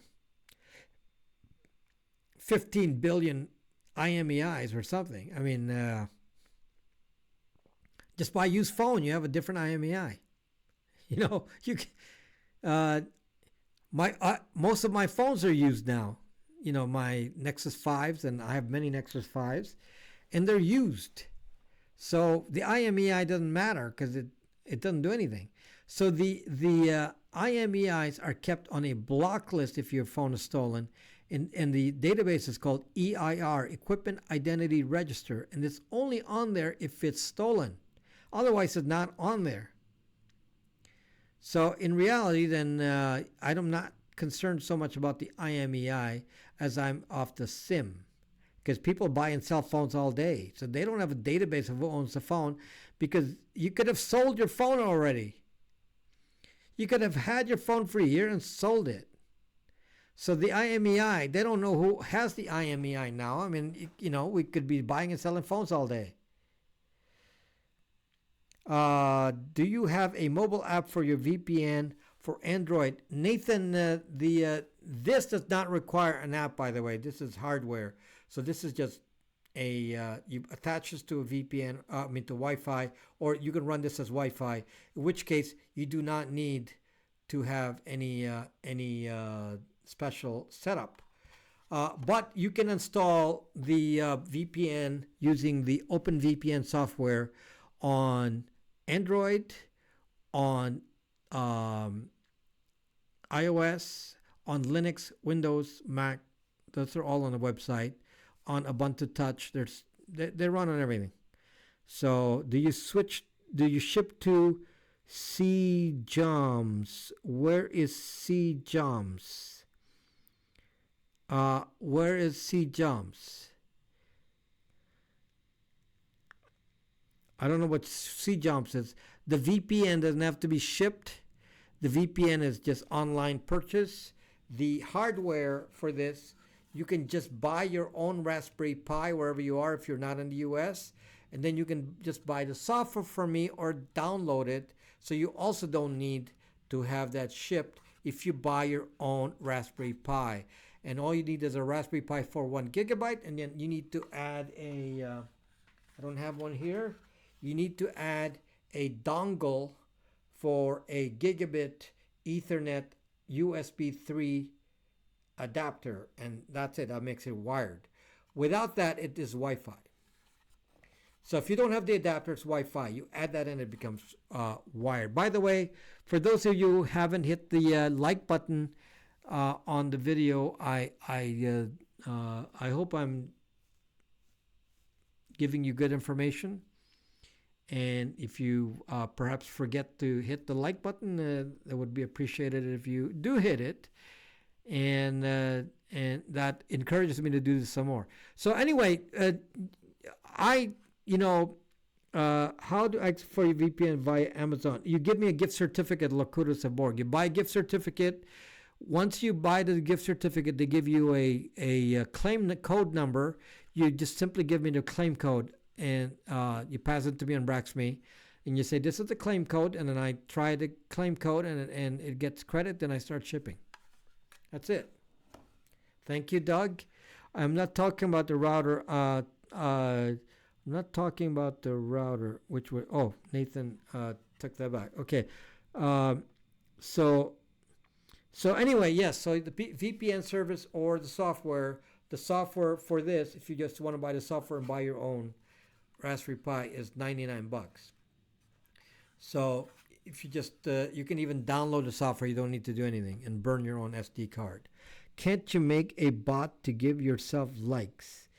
I don't do that. Okay, so what did I miss here? So Action Potato, I still don't know where C Jumps is. Can you buy an Amazon? Where can you from Amazon? Action Potato. Actually, they sell Amazon gift certificates at stores. Like you can go to Whole Foods, stores sell them. Amazon gift certificate, but for exact amount, you just go to your Amazon account and then you pay for it with your own Amazon account, and then they'll give you a claim code, and there you go. And then you can use it yourself or give it to somebody else. To buy Amazon gift cards, go to the greeting card section of a store. Yes, but at Amazon, just go to your My account, and there's an option there to buy or redeem a gift card. Okay.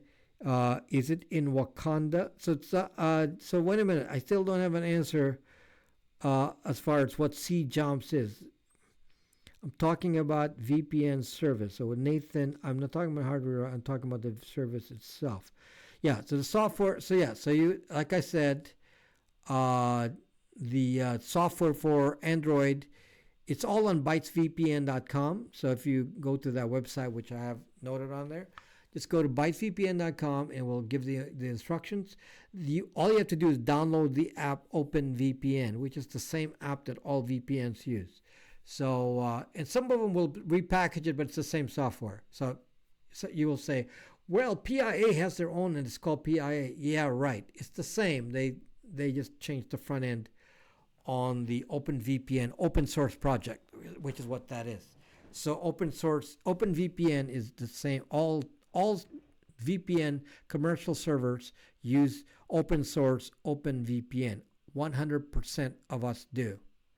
Okay, so it's not about that. Okay, if overseas Amazon code might not work, so PayPal instead. It has to be, do you ship to Wakanda? Ship what? I don't recommend shipping anything. Like I said, I can ship the software on a SD card by first class mail. So yes, I can do that. But it's pointless to get charged duties on the Raspberry Pi, because you can buy a Raspberry Pi yourself from anywhere. Raspberry Pis are very common. You can buy them anywhere. So buy your Raspberry Pi locally. This is just a Raspberry Pi 4. Do you use OpenBTS? I haven't used OpenBTS, but I have a Blade RF that can use OpenBTS or Osmocom BB. So yes, I think I have it loaded on my Raspberry Pi. I think I use Osmocom BB though. What is the resolution of your radar product? It's 12 feet all around in a circle, sphere. 12 feet detection range in open space. I just took that down because if you said overseas, buy Pi locally. Oh, I didn't know it was a Raspberry. It's a Raspberry Pi 4. So just buy the hardware wherever you want and then just buy the software for me. So again, this is an inexpensive option. You couldn't really do wired router cheap. You need to buy some enterprise hardware to do that. It's going to cost you a lot of money, several $100s. So this is 159 complete gigabit routing. Okay, this is one of the best products I've ever made. Wired VPN router. Wired or wireless, it operates in wireless by default. But if you plug in a 3.0 gigabit Ethernet adapter, it turns into wireless.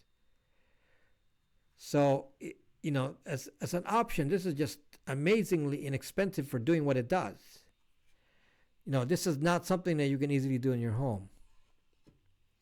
Very, very exciting. Has Plasma Mobile coming? Plasma Mobile is not quite ready, in my opinion.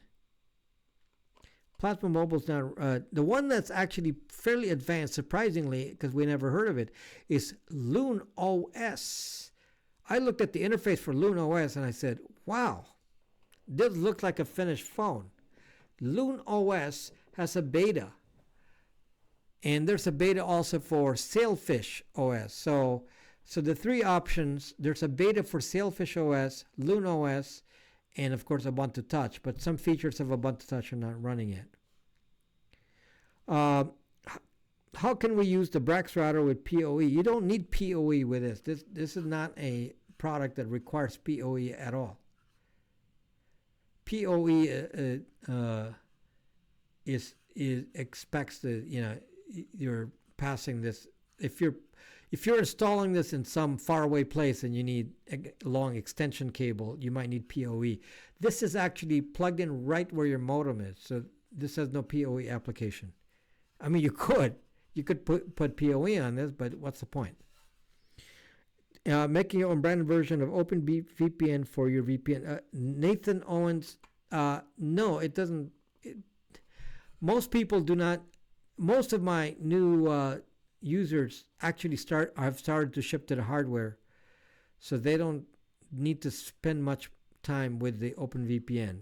Okay, so this is the better solution because it's hardware, so your network is just on the VPN. You don't have to set up a phone. You don't have to do installation, nothing.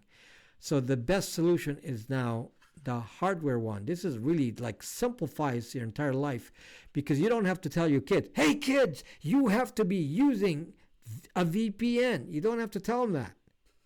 They just get they just get the internet and you say, this is the password. And they log in, they're on the VPN. You don't have to tell them anything.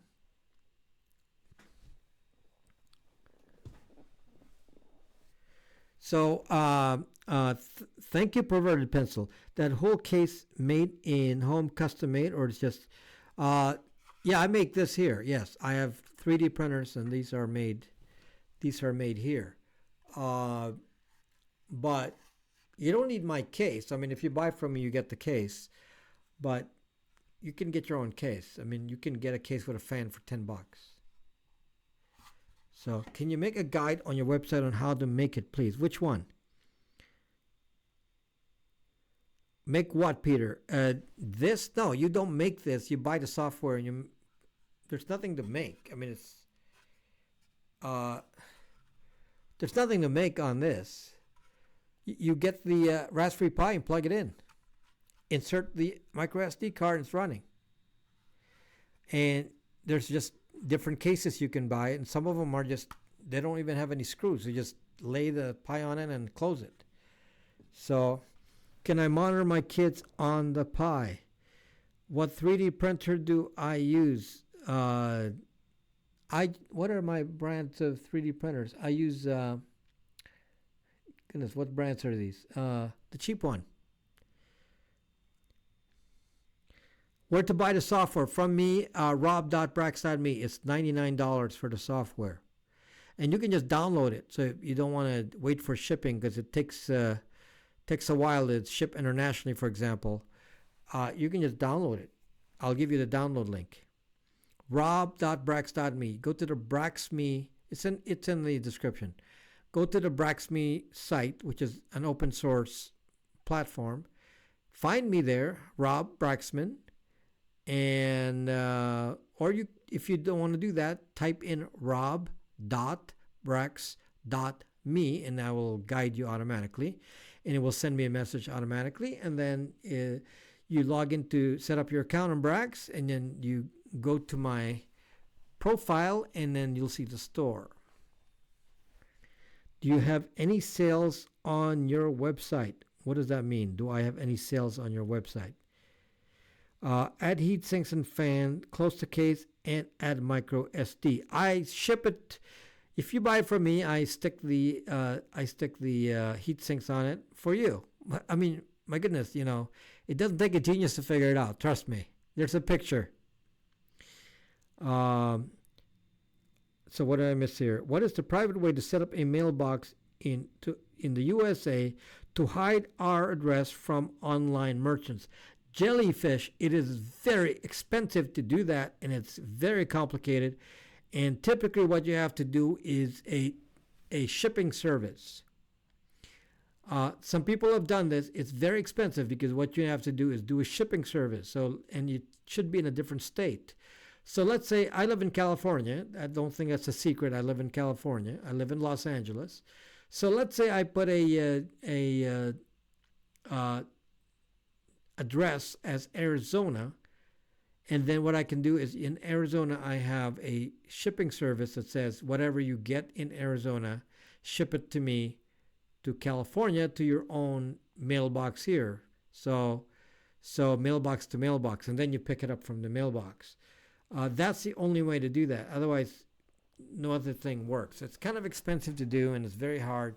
And obviously, there's a lot of delay because if you're ordering something, then it has to be shipped to 2 states. So it adds cost, shipping cost. Do I have to plug the Pi into another router? Go straight in the modem? No, you have to plug it into the router because the problem is you do not want to be on a VPN only option. The reason you plug it into an existing Wi-Fi is so that you have the option of no VPN and a VPN. So no, it is not recommended that you plug this in directly to the router. If you do, you will have no option for no VPN, and that may be difficult for people doing Netflix and gaming and banking. Some banks don't like VPN, so you have to have 2. So the router, if you watch my video, there's a video on my home networking setup from last week. Use that, and you can see that what I did with this, and I split into 2 networks, and then I added 2 Wi-Fi's to each segment. Another option would be to actually move to Arizona. No, that's not an option because then you're found. Have you ever set up internet using ham radios? Yes, Doug, I have videos on that. It's called Mesh Network. I have videos on that and nobody watches. Yes, watch my videos on the Mesh Network. It's an intranet. My boat is connected to my house. I can watch videos on my boat live. So I don't have to be on the boat. I can go look and see what's going on in the harbor from my house. And it's not connected to the internet. Have you ever said, okay, while watching your videos on my phone live, there's no option to like the video. On this, you should be able to. So, yes, I appreciate it. If you hit the like button, that would be so appreciated. Do Yagis work well for that? No, you have to have special Wi-Fi transmitter receivers that are suited for range and have the proper DBI that can handle that kind of signal. So I have many of those. I have dishes and those transmitters that cover my distance to my boat is around 4 miles, and then one other segment is around 30 miles. Do you think there will be upgrades in the next PinePhone run or same hardware? Same. The next batch is exactly the same.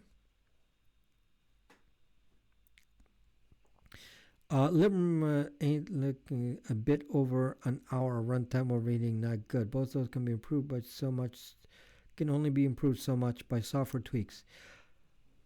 Some do that is a fear. There may be some changes that they need to make to the motherboard. There may be a short circuit in there someplace, and yeah, they're gonna have to go dig into the motherboard and see if it's a defect in the motherboard. So I think the new one Evergreen is gonna have a different motherboard.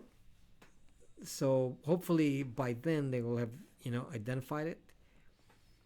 So we'll see. What is the hygrometer and barometer reading behind you right now? It is not a hygrometer, but there's a barometer reading. Yes, it's a barometer, and yeah, it's for my boat. It's a it's a boat thing there, and yes, there's a barometer. Close chat to. Is it possible to flash format very easy, Peter Connolly?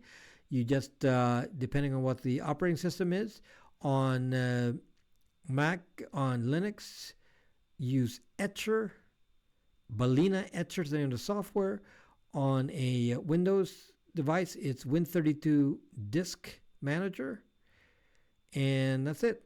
And then there's a SD formatter on the SD website, and that's it. It's in the documentation actually of the Brax router, how to do that. It's very simple to do, and it works on all the platforms. So it's just buy a 16 gigabyte SD card, which is what I use. Okay, can you open it again after you?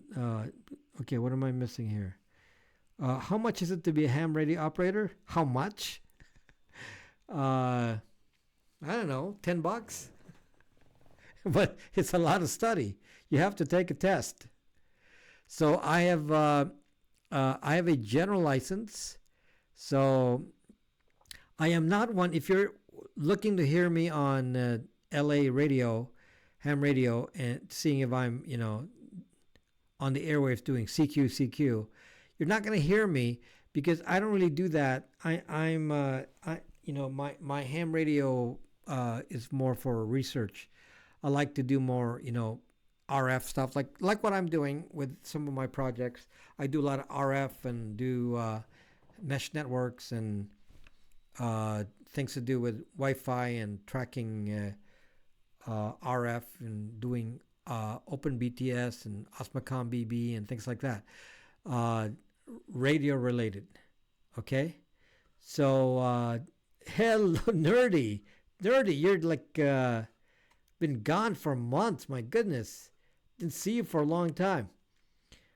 40 meters A1. Have you ever changed your intro music? James Bond theme would be fitting. Yes,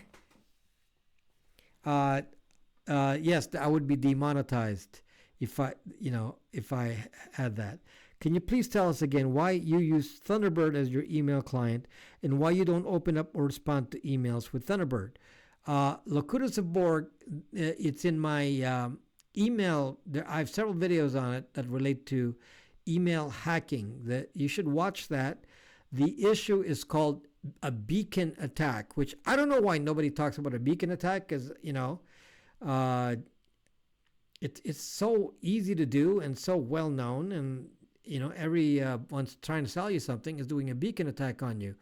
And what a beacon attack is they send you a message with HTML on there with a beacon attached to an image. The image is actually fake. So you open up some of these HTML messages and they're actually fake. There's a 0 byte or 1 pixel image that is not visible to you, but it actually then goes to the server of the attacker and then registers you as opening up their server and your IP address. And apparently this is being done even when you do not open up the email. And the reason is many apps, including Apple Mail, Outlook Express, Outlook, and so on, all of them, I've tested them. What happened? No, not Proton Mail, no. They open up the mail in the background to check for viruses or whatever reason is to make it seem like your email is going fast. So they preload that stuff and they pre-download any embedded HTML, and so it pings you even without clicking on it. So all I have to do is send you spam, and I can get your IP address. If you're not on a VPN, you're zucked. If your VPN is on your phone and your phone is on standby, you are zucked. I will get your IP address, and I can check it against a database, reverse lookup database, and find out who you are and where you live. McAfee says that Gmail is the safest email. Now, I don't really believe that, but then I understand where he's coming from. And then in the limited use that he has, it's actually correct. McAfee also says Proton Mail is owned by the three-letter agencies. Is that true or not? I have no idea. That's what he says. Yes, I will be posting a McAfee interview, John McAfee interview, next week. Okay? John McAfee interview will be posted on my my channel next week. Now, Gmail is hold on, having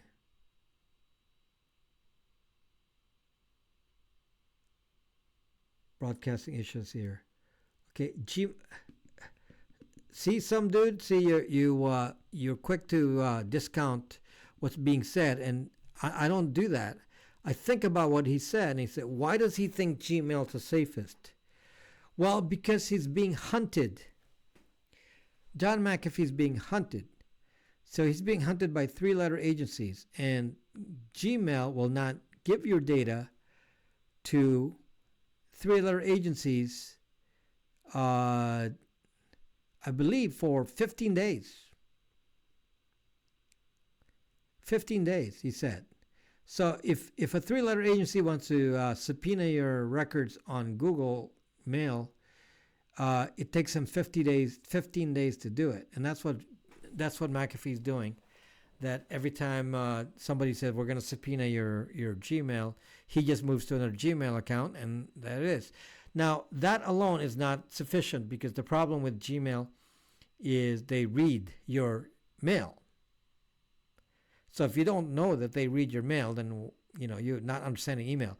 So what is the interesting thing about Gmail that I want to express to you that you may not know is that Gmail uses TLS, the encryption between client to server. They require this. So from your client, you have to go TLS to Gmail. Okay? So if you're talking Gmail to Gmail, it never gets transmitted on port 25, SMTP. It will never use SMTP. Gmail to Gmail is local. Therefore, when McAfee emailed me on Gmail, I also responded to him on Gmail. That means that my message used TLS to connect to Gmail. His connection was TLS to Gmail. We did not use port 25 SMTP because we're both on Gmail. Okay, hello Dave. So do you understand that? So in the practical use case, if you're talking to somebody on Gmail, and practically 80% of all the emails is Gmail, it doesn't go. If you're talking to somebody on Gmail, it doesn't go on the airwaves for anyone else to track. So that makes sense. However, of course, Gmail has a copy of it and is reading it.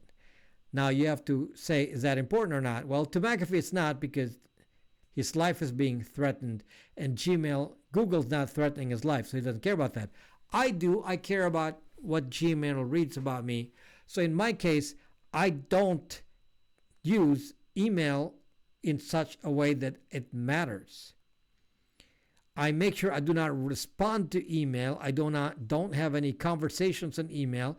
If I'm going to have a detailed conversation, I say talk to me and Brax me. That's it. So for most users that deal with two-factor authentication and things like that, I recommend Gmail. Other than that, Perhaps you should think about not using email at all. Why is he on the run? 3-letter agencies are trying to kill him. I don't think much about Proton Mail. I'm not going to use Proton Mail. Waste of effort. Do you think you're safe for Proton Mail? It's a different topic, but maybe I need to do a video. Don't 210 Nota? You think you're getting anything out of that? No, I don't really care. The answer is no email is safe. Therefore, use it in the way that it's intended, which is to use it for spam. That's what my email is, for spam. And always be on a VPN. Email is very dangerous for IP addresses. Always use a VPN with email. And that's the reason I use the reason I use Thunderbird is Thunderbird will not open up a beacon attack on email. They don't do that. It's the only one I tested that doesn't do it.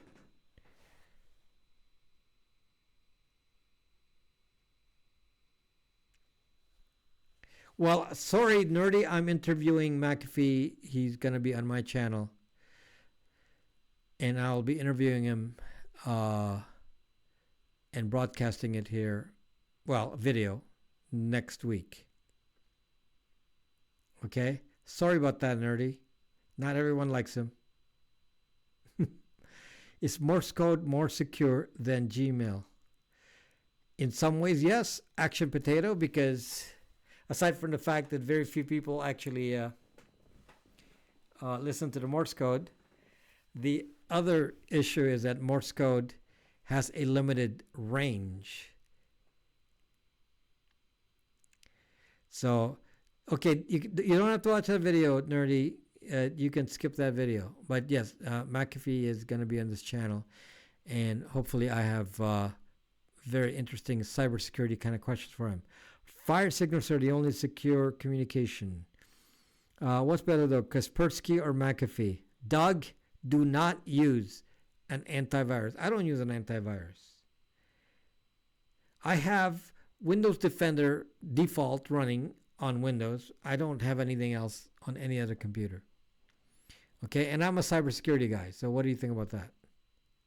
Okay, watch my video, antivirus. Please ask McAfee about how he pays for stuff. Well, obviously he has money. He doesn't have as much money as he used to. You know, he used to have hundreds of millions. Apparently he doesn't have the hundreds of millions anymore. How long will your interview be with Jay? I don't know, Jay. I don't think there's a limit. Most of his interviews have been an hour. So, most of his interviews have been an hour. You want to be action potato? You want your HTTP traffic? I've done a video on that. Avast would be go watch my antivirus video. Avast is the sucking worst. Sucking worst. Do not use an antivirus. My goodness. How many times do I have to repeat? Don't tell me all the, well, I use this. What about this? What about this? What about that? It's like the answer is don't use any. It's a waste of time. Okay? What you do is you set up your computer to not have admin rights. If you're running Windows, don't have admin rights. If you're on Mac, do not have admin rights as your normal user. That's all you need. Okay? That's all you need. If you don't have admin rights, they can, push all these viruses on me. It's not going to do anything. It's very simple to block it. Now, you can be stupid and say, I'm going to install, oh, look at this. I'm going to install the software. I'm going to click on it and put in my admin password because I feel like it. Well, come on, be smart. I'm using Linux. I need to make a video about this, It's Linux for you, and maybe it isn't for you. That's a good question. Is Linux for you? It is for me. It may not be for all of you. Would I suggest to Jay to use Linux? Probably not. Probably not. What about Malwarebytes? It's like, what about Kaspersky? Oh my gosh, there's only one answer. Do not use an antivirus. How many times do I have to say that? Can you recommend any schools or books for learning pen test? You can, I would advise before you learn pen testing that you understand networking first. Understand networking. So maybe learn networking. Get a certificate in networking before you even talk about pen testing, because if you don't understand networking, pen testing isn't going to help you, because it's the next level up. So you have to be fairly advanced in networking before you can do any kind of pen testing. Are you green screening? Come on, Drac. Am I green screening? What do you want? Do you want me to here? Am I green screening? The artwork behind me, by the way, was made by Snarky Art. I know it's blurred right now, but that's made by Snarky Art. The artwork. So those are real. They're not green screen. I do have a CompTIA net. Yeah, you need a. That's a kind of a basic thing. And then there's some books you can buy on Python, hacking with Python, and that's a good one to start with, because it's an easy one to learn. And then some basics on Kali, and just learn the basics first. It's not easy to learn pen testing. It's not. It comes to me easily because I understand what's being done. I don't need to know the coding part. I don't need to understand the networking side. I just need to know what the command is. So I understand what the flaws are. I understand how to break into things, and I understand how they do that. And so because of that, pen testing is not is easy.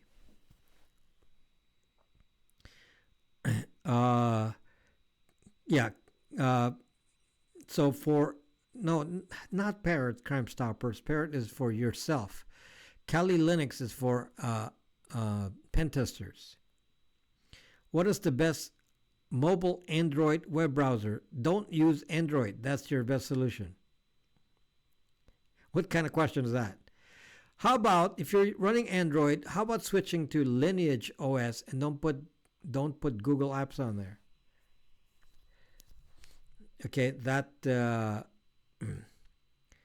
I like Python when I can remember what I'm doing. What's your take on blockchain? I love blockchain, but don't use it for messaging.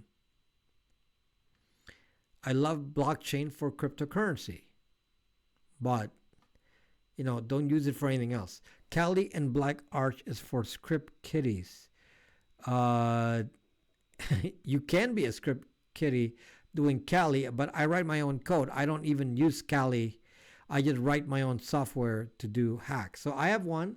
It's called CatchMITM. It's on my GitHub, and if you are on Linux, you can run it and then use it to jam a device.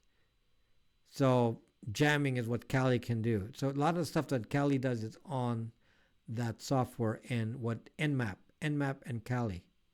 It's on my little code in there.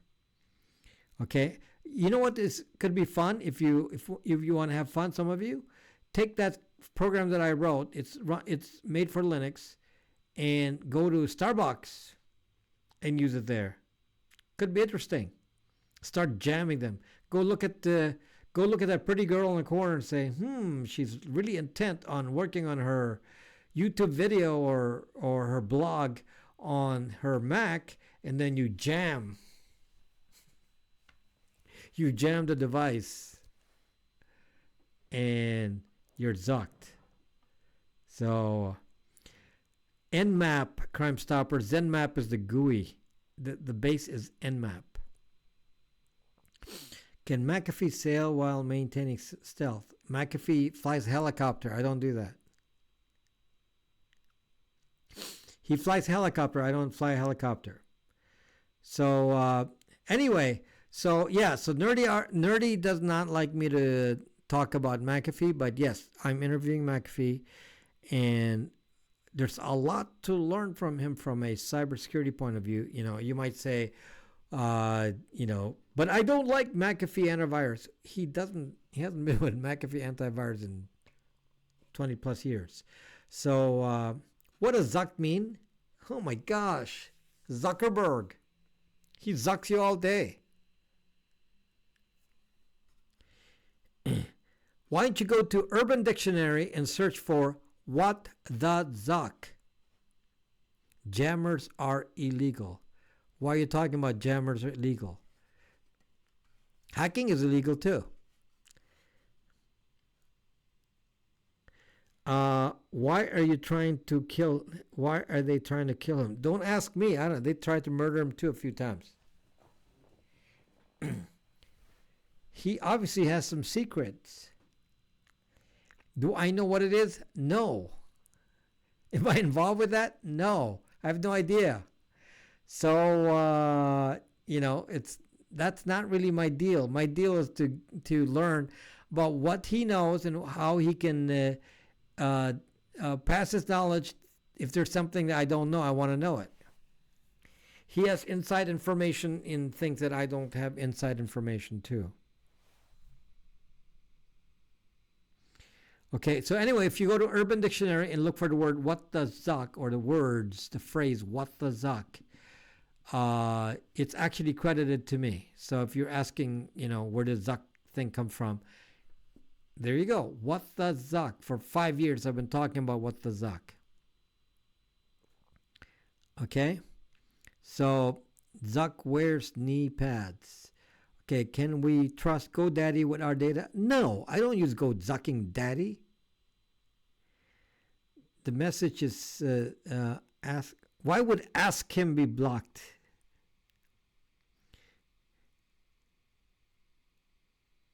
He's married to his wife is younger, yes. McAfee probably knows about anti-gravity tech. Whatever happened to D2D comms using LTE? Don't know. Urban, did you look up Twitter?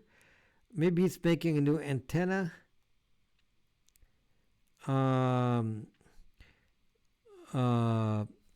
McAfee said he was going to make a secure phone at one time. Not going to work. So, you want me to ask him that?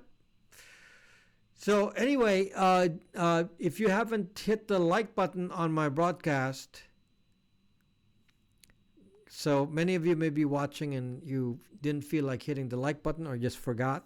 And if you forgot, maybe you want to hit the like button on the broadcast. That would be so appreciated. So, yes. And thank you for the hearts on Periscope. Thank you for the hearts on Periscope. I'll respect interview. Well, it's not like it has audience participation. Nerdy. It's not live. It's going to be a recording. It's going to be a video. Not going to be live. So you don't have to worry about that. Which domain register respects privacy or protect our billing info? Amazon AWS. Has he been in your broadcast? No, but John Legere is the one that's... John Legere, somebody told me he's no longer CEO of T-Mobile. But when he was CEO of T-Mobile, he was always on my broadcast. I hit it on the way in. So almost everyone but 4 did the thumbs. Always. Why did somebody dislike this video? Oh, they always dislike the video. That's nothing new. That's nothing new.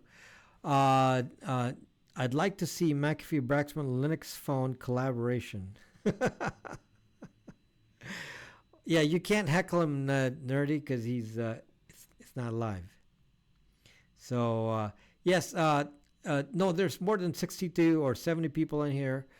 Throughout the broadcast, there's probably a couple hundred of you or more that's been here, and so apparently the majority, the 150 50 of you didn't think you should hit like.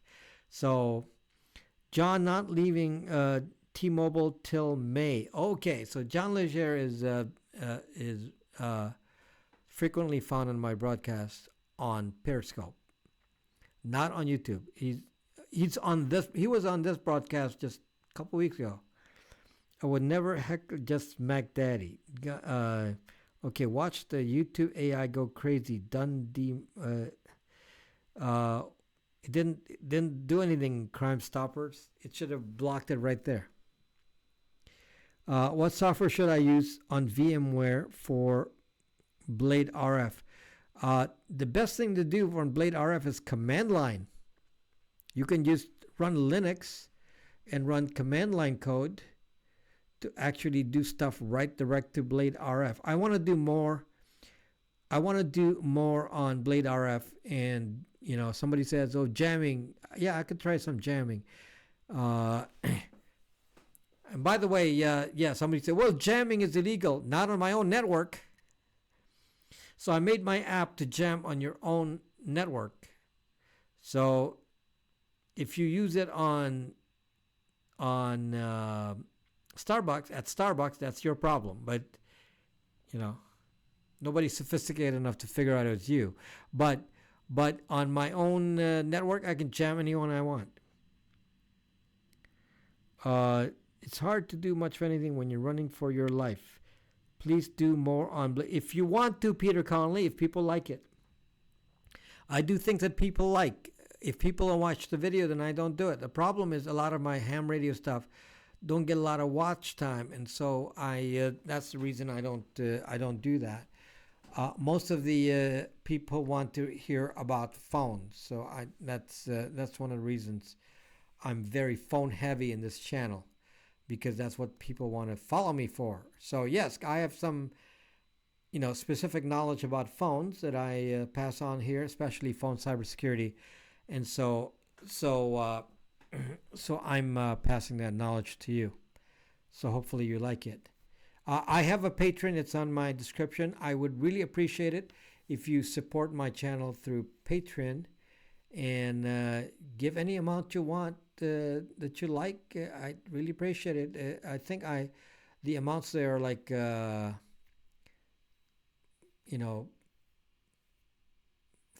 20, and 100, but it doesn't really matter. You can give anything you want.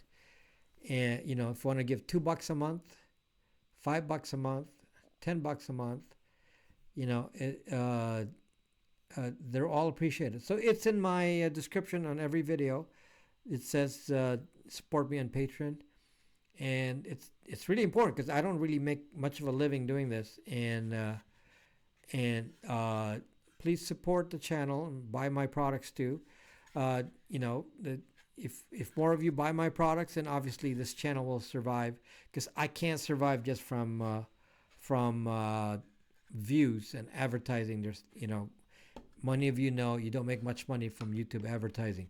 So thank you, Nerdy. So if you support me on Patreon and buy the products, some of you say, well, I don't really, if you feel like supporting and you say, well, maybe I'll buy a product instead, at least you get a benefit out of it. So, it doesn't matter what the product is you buy if you if you just want to contribute, but I'm happy to give you some benefit out of it, not just giving me something. So yes, support the channel. This is not a channel that is big, and I don't have enough viewers in here to make a sufficient income to make this channel be independent. I'm full-time doing this because I have to respond to people and do videos and do all this. This is all I do. This is 7 days a week, 24/7. This is all I do, is come here and talk about this stuff and educate you. And I don't make any other living other than doing it on YouTube. So it's kind of a hard thing here. So I appreciate the support. So if you contribute on YouTube with Super Chat, or contribute on Periscope with Super Hearts, or do a Patreon, or buy the products, that would be fantastic. Buy the Brax router, you won't go wrong. Thank you, Nerdy. You'll get more subs. We're sharing your videos. Thank you.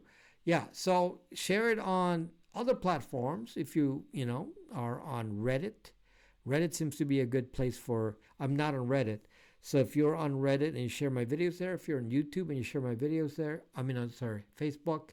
I don't want to be in Facebook, but if you share my videos in all these different platforms, it helps to support this channel, and I have to convince the algorithm to share my stuff because what I talk about is not liked. Talking about Stingray and anything like this, is not a topic that gets me points with the algorithm. Okay, so yes, so please, if you find a place on Reddit, most of my followers come from Reddit now, and make guides, PDF files, and sell them. Don't talk about Discord, Nerdy. What happens to old FB sites? What happens to them? You're spied forever and ever, crime.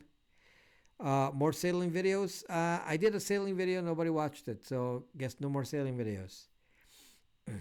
I did one and then checked it out, and nobody watched it. So it's one of the lowest watched videos. So no more.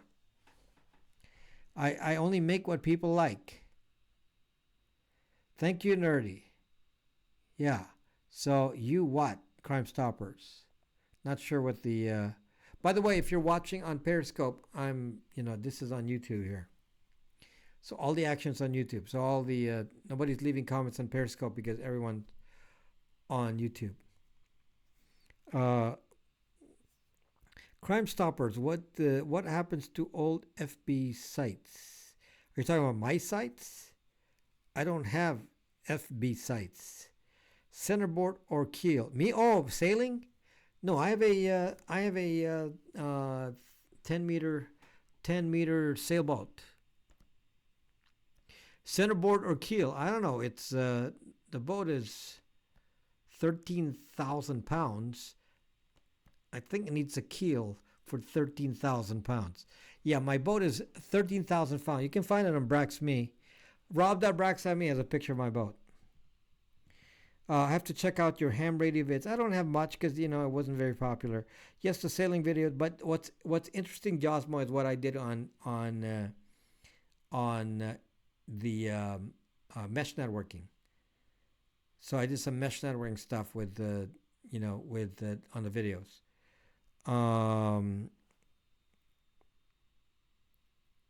Okay, hold on.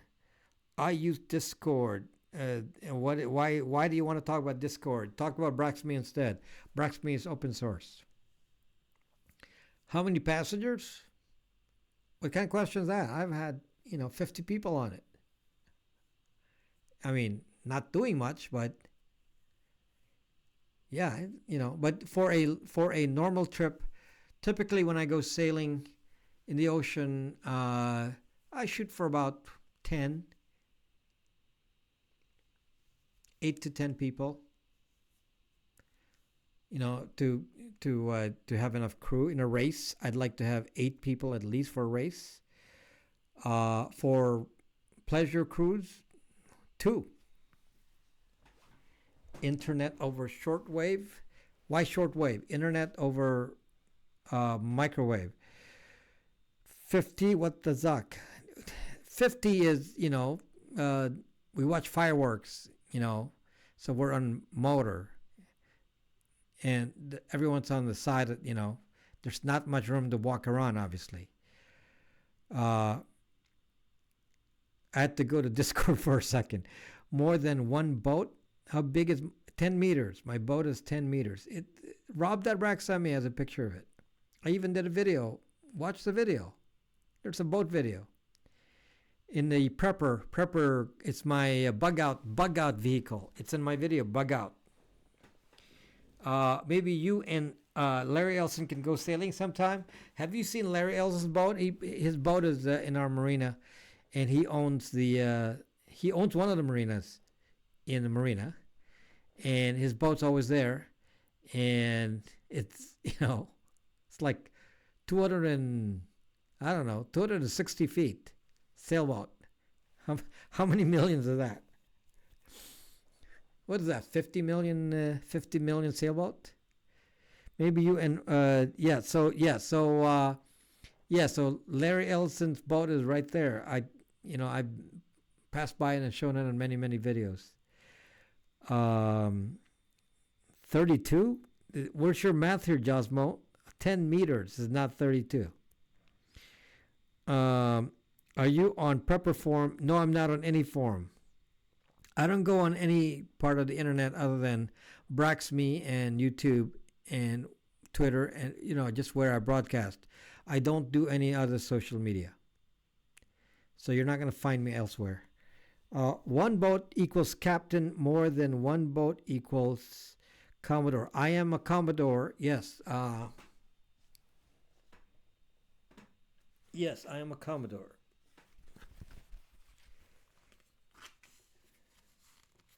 So, yes. So, in case you're wondering. Is your boat a Bermuda shop sloop rig? What are you prepping for? Laird's got an island too. Well, he has more than that. 10 meters is 33 feet. I have 3 silver stars now. Yes, I used to have 3 gold stars. Now it's 3 silver stars. Yes. At one point, it was 3 gold stars, and when they retire you, they give you 3 silver stars. You should go on the Joe Rogan show. Why would Joe Rogan want me? I'm a nobody. Yes, I am the skipper of my own boat. Obviously, I own it. So how do you protect yourself here on YouTube? Locutus aboard. I've done that. I've done that, Locutus aboard. It's called planning it out. Yes, I race, Jay. I'm a yacht racer. I have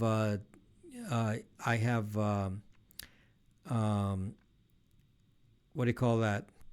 I'm an official race officer with U.S. Sailing and so on. So yeah, I run the races.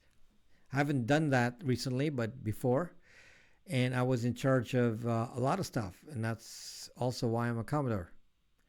Do you have a Coast Guard captain license? No, I do not do power boats. A Coast Guard captain license is for power boats. I do sailboats.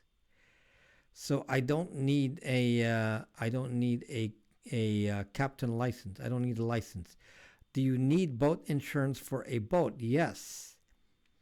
Buoy Commodore? What is a buoy Commodore? I'm a Commodore I'm a Commodore, period. Inboard engine or outboard or both? Well, depends. On my dinghy, it's outboard. On my yacht, it's inboard. It's an inboard diesel.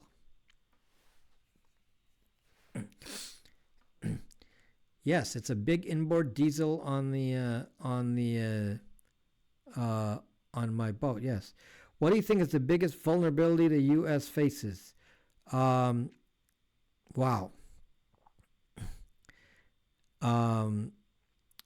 Being able to control the population. Doug. Can you hack a Tesla and change UI? Probably could, but I don't have a Tesla, so if I had one, I'm not going to go change anything on it because it might void the warranty. So, but yes, the answer is you probably could. But who's going to give me a Tesla to play with? I might go boom inboard. So, Doug, think about that, and it's in many of my videos, and I'm really worried about this because we have sheep. Most of you, not you, the guys here are great. But the people who demean me and say that what I talk about is unimportant, they're the sheep, and they're going to get disinformation every day, and they're going to get fake information, and they're going to be easily manipulated. Somebody's going to put a viral video of something happening that's not true. They're going to react to it, go crazy, cause some sort of riot, and things will happen and things like that, and find out that it's been triggered by Iran. This is the kind of stuff that this is the problem when people say we have nothing to hide, and now you have every zucking American that's exposed on the internet more than any other person in the world. Americans we can be doxxed easily as Americans. That cannot be done to let's say Chinese people. So we have a vulnerability here, and that is the biggest thing, and that's my biggest fear. And it's the attitude that yes, your phone is so special you can't leave without your phone, and it's that's our downfall. It's very very crazy. Your stomping ground is Dockweiler Beach. Are you serious, Crime Stoppers? Are you serious, Crime Stoppers?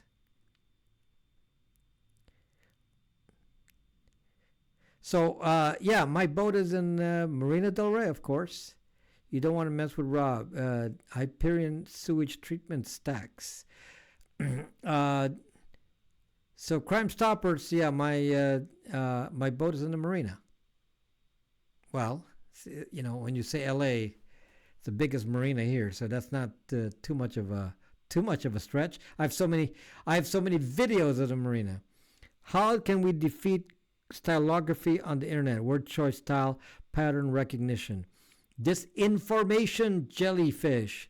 Disinformation. That's the way you do it. Disinformation. Okay. Sometimes you're dealing with a problem in ways that is not useful. You're talking about burner phones and all this, and that's kind of a waste of effort. Find out who your threat is and deal with that threat. Hating disc right now. I would love to come and ride on a boat race. Of course, nerdy. Of course. I even who was that? I told Go Rice Girl on Periscope, come on over and I'll take you on the boat on a Wednesday night.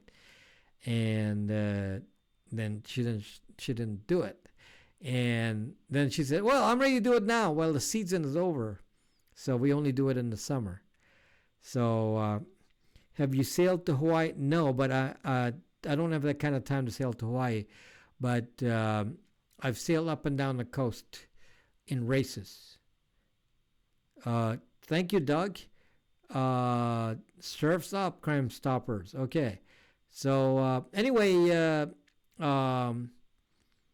so please don't forget to hit the like button on the video, and thank you for hanging with me for this long time. And hopefully you'll watch some of the new videos. That some of the new videos haven't gotten the watch time because maybe people thought they were boring. They're very very interesting. A Tesla to play with. Yes, give me a Tesla to play with. No spam with Go Rice Girl. Donnie, what happened with that? I just, it took me a while, and I said, there's no spam anymore. What happened? So I don't know what happened there, and maybe Go Rice Girl will tell me what happened. Why does it take so long to go from San Pedro to Marina del Rey sailboat? First of all, that's upwind. So that's upwind. So it's a little harder to go that way than it takes to go down. So going down is a little faster going upwind than you have to tack. So that'll take quite a bit more time. So a lot of people do motoring upwind and then sailing downwind. So I don't think I've even sailed to San Pedro. I'd sail most of the Catalina unless I'm racing or something. Is Stingray similar to Pegasus phone infiltration? I don't know what Pegasus is. The popular one is Stingray. The YouTube crew, you could have sailing. I have a video on sailing and nobody watched it, so watch it. You know the lighthouse of Point Fermin, of course. Yeah. When you go to Catalina, you're like looking at it. So anyway, wow, we're like you guys are so much fun. We've been hanging out here for hours. That is also my stomping ground. Well, you look like a San Pedro kind of guy. Crime Stoppers. That is not my stomping grounds, but glad to know that you're close by. So yeah, so I'm more of a marina kind of. Used to bunk there. What is your opinion on Wally sail yachts? I don't know if I have any. Do I need to have an opinion on them? Do I need to have an opinion on them? Like how much money you need? Hidden city there. Hidden city. What does that mean? I watch it. Only 300 people watch it. Thought it was good. Yeah, nobody. 300 people watched the boating video, and yeah, only Rolling Hills. Hidden city. You're in Rolling Hills. Pedro earthquake. Do you live there, Rolling Hills, or I thought you said you lived in Redondo. You need to contact Netflix, do a program, docs on tech, maybe sailing and piano. It's not about money, but the class. I totally do. Yeah, sailing Rob, one bucket list wish. So yeah, I do. I sail during the summer, Wednesdays, and then we go to the yacht club, and then I take typically up to 10 people on a boat. Sometimes we only have 6. Probably 6 is the average nowadays. So I used to, always have 10 so that there's enough crew. But now we don't do much. Is living aboard legal? Yes. Surf at beach life. You have to pay for it though. Living aboard is not free. Lost network connect. Okay. So, goodness. Let's make sure we end this before 11. Okay. PFDs. I don't wear PFDs. My boat's big enough. I don't need to do that. If you're over 14, you don't have to wear a PFD. I can sail from Wakanda to LA. Do you have that superhero costume too from Wakanda? Don't you have to be a superhero to be from Wakanda? I'm not going to tell where I live for fear of Rob doxing me. Of all the people that you fear doxing me, I am not the one to fear. I only dox bad guys. I protect everyone else. Sailing tours with Rob, fishing, and lunch provided. I never caught a fish in my life. Unfortunately, I've never caught a fish in my life. I've dragged things behind the boat, never caught anything. I guess I'm not made to be a fisherman. I'm just made to race, and I have a lot of trophies for racing. So I know how to race. I just don't know how to fish. So fishing is not my thing. So, but it's one of my hobbies, boating, sailing. Been doing it for a long time. I first sailed in Wisconsin. So many moons ago, years ago, I started sailing on a dinghy in Wisconsin. And then when I went to California, I sailed the oceans. And then obviously some of you know I also am a jazz musician. So I do a lot of music as well as far as and also all this tech stuff and more. I got a lot of interests. Speed rail fittings. There are rails on a ocean boat, so you're not gonna fall in the water. You've seen whale sharks. Yes, Jay, I've seen whale sharks and dolphins. I've had in videos where dolphins come really, really close. And the dolphins typically like to play with you or at the bow of the boat, and seals and so on. So I have those in some videos. I don't think it's on this channel. I think I put it on a secret channel on YouTube. So, yeah, you're not going to find it on this channel. But yes, I have. I need to move it to this YouTube. But I have some, pictures of like hundreds of dolphins right next to me. I haven't seen the sailing bits. I have one only on YouTube on this channel. Getting good with Elson again on his racing team. Yeah, you have to be really good, then he'll pay you. If you're really good, he'll pay you to be on his racing team. I'm just a nobody. So, in that category. Will you resume Saturday Night Live broadcast? Not yet, Jellyfish. Because I'm trying to make so many videos, and I need time to rest, and I just don't have time to. Ali, hello, Ali. Secret channel. Yes, there's a. It's an old YouTube account. Trying to remember if that's. What name is on there? I can't tell you, of course. But yeah, secret channel, yes. So, and people have clicked the videos on there. For me, the most beautiful boats in the world. No EQ here. I'm not in the. No EQ here. I'm not in USA. Did John own a boat once? Which John we're talking about? Are you talking about McAfee? McAfee has a yacht that was impounded last August in the Dominican Republic because he had guns. Hello, Randy. Yeah, so I believe he got arrested in the Dominican Republic for gun possession. They took his boat and then and his guns, and then they let him go. So yes. Yes, Nerdy. I haven't doxed you. How you doing, Randy? I haven't doxed you, Nerdy. Like I said, I don't.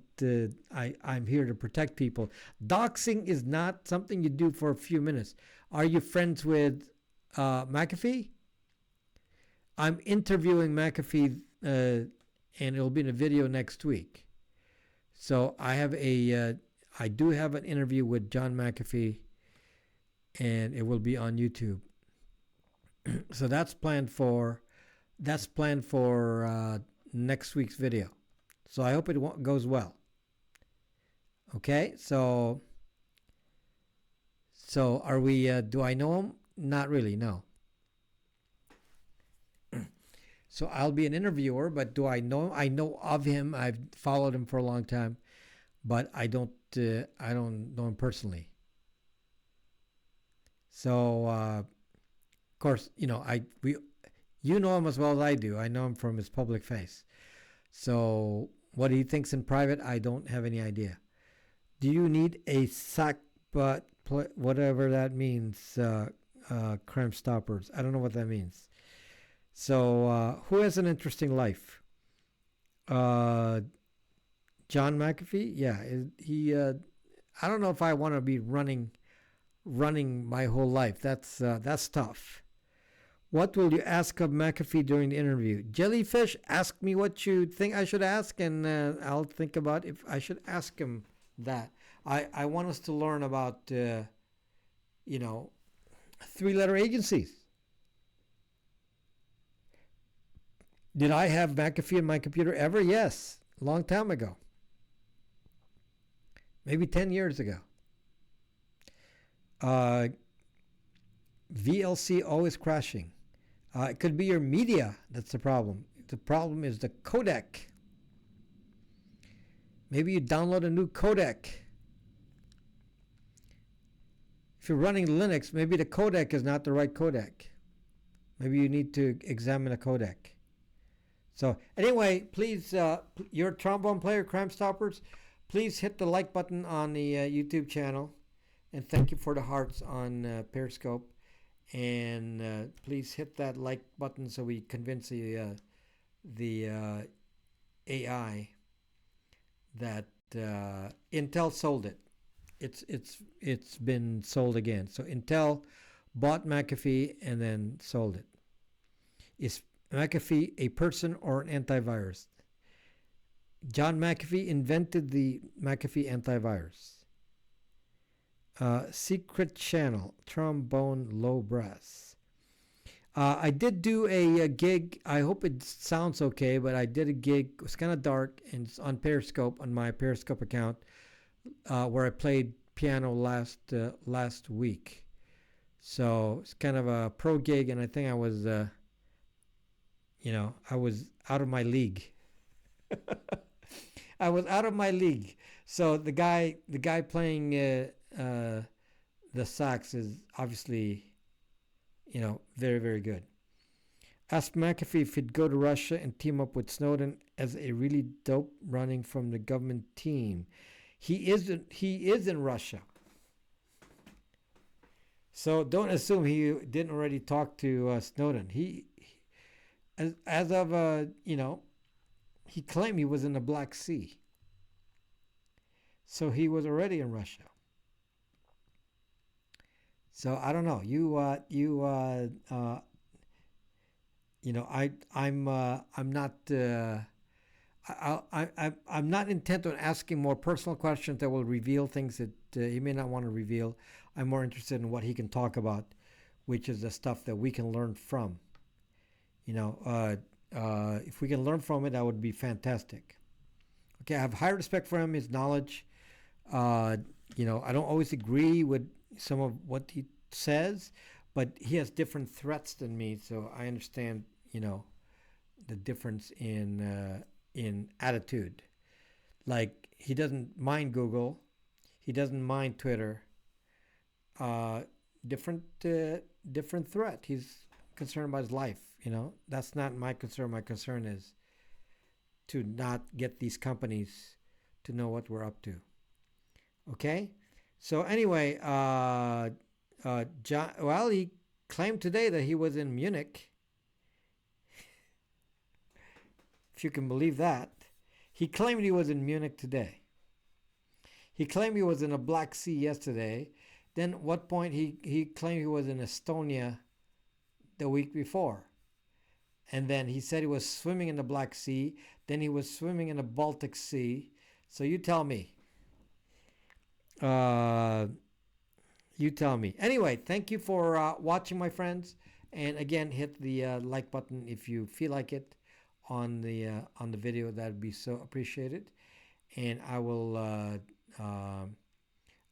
talk to you I guess the McAfee video will probably be first, and then I'll hopefully have some more videos for you during the week. I made 2 videos this week, so trying to do that. So 2 videos and a live stream, which is really tough, guys. Videos are, they take a long time to make. A video often takes, sometimes up to a week to build a video. So sometimes I have to plan it out and make a video for next week, this week. So it's hard. I got to research. So it's not making the video itself, and making videos is very, very hard. So you understand. Randy, making videos are hard, right? What do you think, Randy? Is video easy to make? It is very hard, as I have all this. Actually, making a set like this makes it a little bit easier because then I don't have to do green screens and things. There's so much editing that I had to do before, but with a live set like this, I don't have to worry about that. So, but then the content has to be. Does John play piano? Yes. Does John play piano as well as I do? No. Yeah, I'm sure I've heard him play piano. I play piano much better than he does. Big time hard, Randy. Yeah, if it wasn't, you would be making a video every day, right? It's easier to go live on Periscope and just talk, but to do a video is just such a commitment, and it's draining. Gong Hee Fat Choi. Did I even pronounce that right? That's tomorrow, right? Something like that. So yes, please support the channel. Like I said, I have a Patreon account and buy my products, and it takes so much time to make video broadcasting and work a full-time executive job. Well, Randy, in order for me to do my YouTube and do so many videos, it is full-time. So I'm gonna go broke doing this, Randy. But I am full-time on YouTube. I don't do anything else. I only do YouTube. This is my entire job, and it takes so much time to do this. So I can't even do any kind of programming anymore. I'm basically just turned into a writer, researcher, writer. That's all I do now, because to impart this information to you, I've turned into more of a communicator. So I need to do programming work, and I can't do it. And I have to do these products, and sometimes it's hard to do that because it takes so much time. So anyway, thank you guys, and appreciate the support to this channel. And I will see you next week. I'm not gonna do a live stream this weekend. I gotta go do rest, among other things. Thank you, my friends. Thank you so much, and good night. Bye-bye.